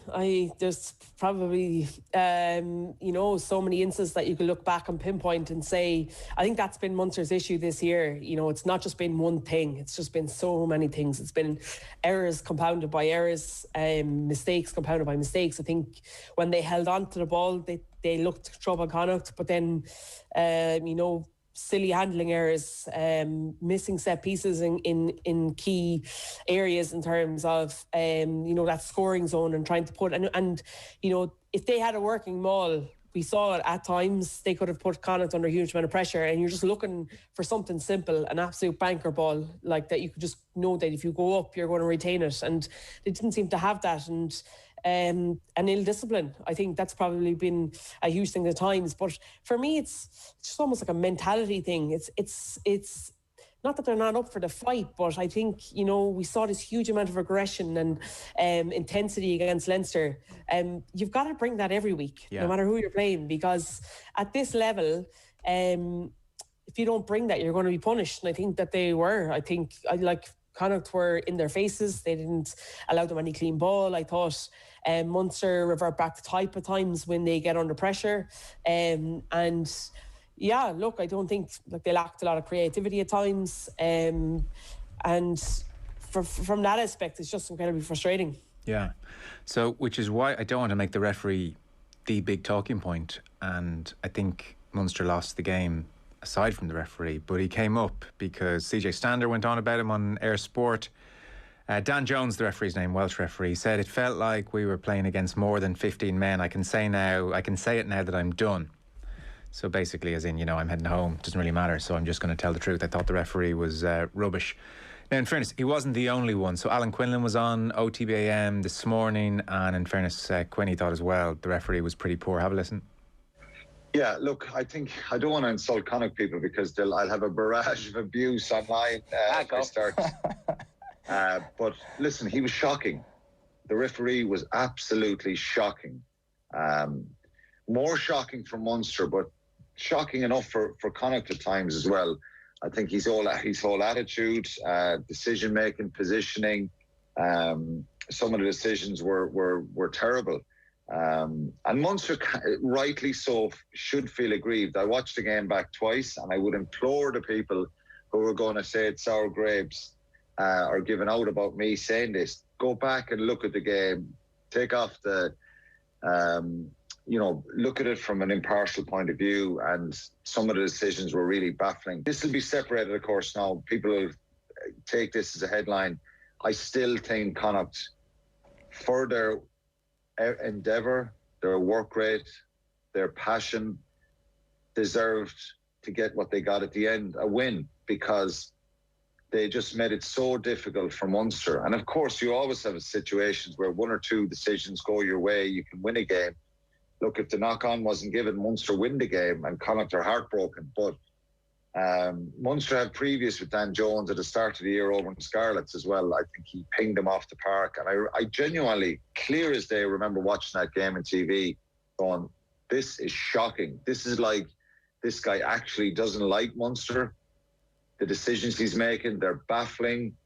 The penalising at the breakdown. Alan, if Munster have previous with a referee like that, then don't they come forewarned? And the second time around, yeah, there's some things you just can't do anything about. You know, some things you can't do anything about. You know, if he's penalising one side for hindmost foot and he's not penalising the other side, and it's blatantly obvious that he's getting decisions wrong, particularly when Munster are on the attack. I think, what can you do about that? Of course, there were situations where the discipline needed to be better. But there was crucial decisions went against him, and that's why CJ Stander says it. Alan Quinlan there, OTB AM, full chat available in all the usual places. The 2 tries disallowed, if you didn't see the game. Peter O'Mahony, an obstruction off the ball in the build to that try, and then 71 minutes for Andrew Conway. There was a knock-on by Diolande earlier on, which Dan Jones reviewed, and the 2 decisions went against Munster. So, look, and Alan Quinlan there, no doubt. I mean, shocking, terrible, all the rest. And he did emphasise about a gazillion times in the full video, I'm not saying Connacht won because of the referee. So, you know, be kind, social media. But he was trying to separate the result from the referee. If CJ Stander hadn't come out and had a pop at Dan Jones, and we were all talking this, would it have jumped out to you as a bad performance? Yeah, I think it would have. But I think it was for both teams. I didn't think particularly I thought he just had a poor game all round. I thought the pictures that Munster painted were poor. I thought like the breakdown ones for me, it was funny, I was only chatting to somebody today about it, and Munster run this pod forward off 9, and what happens is one runs in front and then they screen him and they hit a runner coming around the corner late. And what that means is just a separation between the front runner, the runner that has the ball, and then everybody else. So the way the game has gone now, if you don't fight hard enough on your feet for the ball, you can't roll anymore. You only have one movement the minute you hit the floor, and it's really easy. If there is a small bit of separation for referees, just go, oh, separation, ping. And from that aspect, they just don't help themselves in terms of they don't need to have that huge separation, because what they're waiting for ultimately is that front runner to turn their body angle back to clear out the ruck. But often what happens is they get bumped by the defence or slowed down, and then it's difficult. So I think the pictures that Munster painted at times, and And Ger made a really good point. Like, you've had previous with this referee, you know exactly how he refs. Everything has to be cleaner than clean. You just got to be really solid in how you paint the pictures, I thought. So yeah, look, I 100% agree in that terms that he was poor. I just don't know, I just thought he was bad for both teams, to be honest. And there were definitely issues or like moments in that game that I was questioning for both teams, going, oh God, like Munster got out one there, or I don't see. So, but yeah, look, I think like Winnie definitely didn't hold back there in terms of how he thought, but he was poor. But I just think Munster have to be smarter. And if that was a group of young lads that were out there for the first or second cap, I'd be like, do you know what? They'll learn from that 100%. But like Peter O'Mahony couldn't speak to him towards the second half, so CJ Sander ended up talking to the referee because Peter just was like, I can't. Like, that's your captain who can't do that. As in Peter O'Mahony, with all his experience, has to find a way to communicate with the referee. Has to find a way. And like, let's be honest, get the referee on side, charm him a little bit if you have to, all that stuff, you know, like... You've got to play the game almost. And like, you're looking at CJ, Tyke Byrne, Conor Murray, Delande is a World Cup winner, and these guys are not helping the situation by not taking the game by the scruff of the neck and turning around to everyone and saying, right, paint good pictures. And that for me is a leadership. And look, we can go down the road of blaming the referees, no problem. And I agree with Quinny 100% that this was not the reason why Munster lost the game. For me, you've got to just start looking at yourselves before you start blaming other people. And I thought at times, Munster needed their big players to show leadership in terms of, right, every ruck has to be clean. We go in with 2s and 3s if we have to. We keep it tight. The weather is abysmal, and we just hold on to the ball. And when Munster scored good tries, they were able to do that by holding on to the ball for a long periods of time. Yeah, I also think having a go at the referee when you've won is kind of okay publicly, but when you've lost, I'm not sure really if it sends out the right message to everybody. Like, you know, it's us who are accountable, not the referee, I think should be the culture. But anyway, I'm sure CJ Stander was frustrated, and we all say things in the heat of the moment. Leinster 21, Ulster 17. So again, two strong sides named here. Ulster were 10-7 up after 52 minutes, and then Conan and Henshaw scored tries. No bonus point for Leinster. They were stuck on 3 tries for about the last 20 minutes. For Ulster, it's 4 defeats in a row, but pretty spirited performance was the general consensus. The other good news from an injury point of view for Leinster, Caelan Doris played for the first time since January, had a few turnovers, played the full 80 minutes, which is great to see his health given the all clear. On the big talking point of the game, for many people, anyone I've spoken to about it, the lingering memory is Robbie Henshaw's tackle. It's what kind of, you know, you think of this game, it's what almost lives in the memory in some way on Robert Baloucoune. So it was incredibly high. Ulster were on the charge and going at Leinster, and you felt like Robbie Henshaw sort of went for broke, was the scenario again for people who haven't seen it, and he went incredibly high on Baloucoune. And Ian Henderson asked the referee to look at it again. It was a captain's challenge, and the Belfast Telegraph, I didn't hear this on the mic, but I'm presuming the Belfast Telegraph picked it up and verified it. He said it was dangerous, and he said, Ian Henderson, we can't have tackles like that, end quote. And so the referee looked at it, and in effect, I think correctly, Niamh, judged that Henshaw, yes, was very high tackle, but it was Henshaw's head that hit off Baloucoune's shoulder. So there was no head-to-head contact, therefore no case to answer, and actually Henshaw went off for a HIA. To give you a sense of what some people have said about this, like for instance, Darren Cave caught my eye. He said, I love Robbie Henshaw's intent. I think he was on commentary for Premier Sports. I love Robbie Henshaw's intent. I love how he gets off the line, how aggressive he enters the contact zone, but I hate absolutely everything about the tackle. I get it was, is it head on head or shoulder on head, etc. But I was involved in lots of head on head collisions when I played. I absolutely wince when I look at that. I agree with Ian Henderson. I just can't see how that's not reckless or dangerous. I think for youngsters watching at home, it's a shocking advertisement for the game. If I was one of Robert Baloucoune's parents right now watching that, I would be shaken. I don't know what the law book says about that, but I just hate that. We're lucky it wasn't a head-on-head and one of them got a serious injury. We need players to tackle lower than that. I'm amazed we're saying that's acceptable, end quote. Sorry, I know this is a long ramble on my part. I'm trying to get everybody up to speed with it if they didn't see it. So Robbie Henshaw in effect got off kind of like on a technicality that he was almost just lucky Baloucoune's head in that split-second moment wasn't 6 inches to the right. So it was like a Henshaw going for broke moment. Yeah, absolutely. I think when I watched it at the start, I couldn't understand how Ian Henderson had to use the captain's challenge for them to go back and have a look at it. Yeah. I thought for first... And when I watched it, I went, oh, definitely yellow, definitely yellow. But then Even when you saw the head to shoulder. And then as I watched it back a few more times, so in my initial moment, I was like, definitely yellow. There has to be, because if you look at Balogun's head, it's the first thing that moves. So I'm thinking in my head, God, surely it has to be his head. It's the head, his head has been hit because of the way his head moved. But then when they slowed it down and I looked at it, he definitely got off on a technicality because he didn't hit his head. It was the force that he hit him with, almost whiplashed him in the air, I think. And then you look at the other factor too, that Balogun just catches the ball, so he's kind of standing, and Henshaw's coming out of force off the line. So when a standing force hits a movable object like Henshaw, you're going to end up with a kind of a tackle like that. So, yeah, look, it's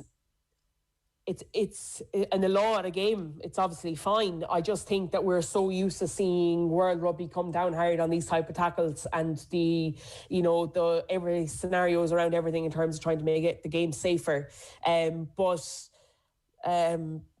Yeah, look, it's probably an unpopular thing to say, but I can see why it wasn't a penalty. But then I can understand if that was me playing and I was captain like Ian Henderson, I'd be like, yeah, absolutely, that was just reckless. But it was loads of factors to it. So it was obviously the force of the hit from a standing point from Balogun, and then also where he hit. And to be fair to him, he did unbelievably well to get back up from it, because it was... but I would love to have seen that. I think from the laws and the way the guidelines that we're up here talking about at the moment, you've got to be looking at having a lower tackle than that. OTB AM. With Gillette, put your best face forward with our new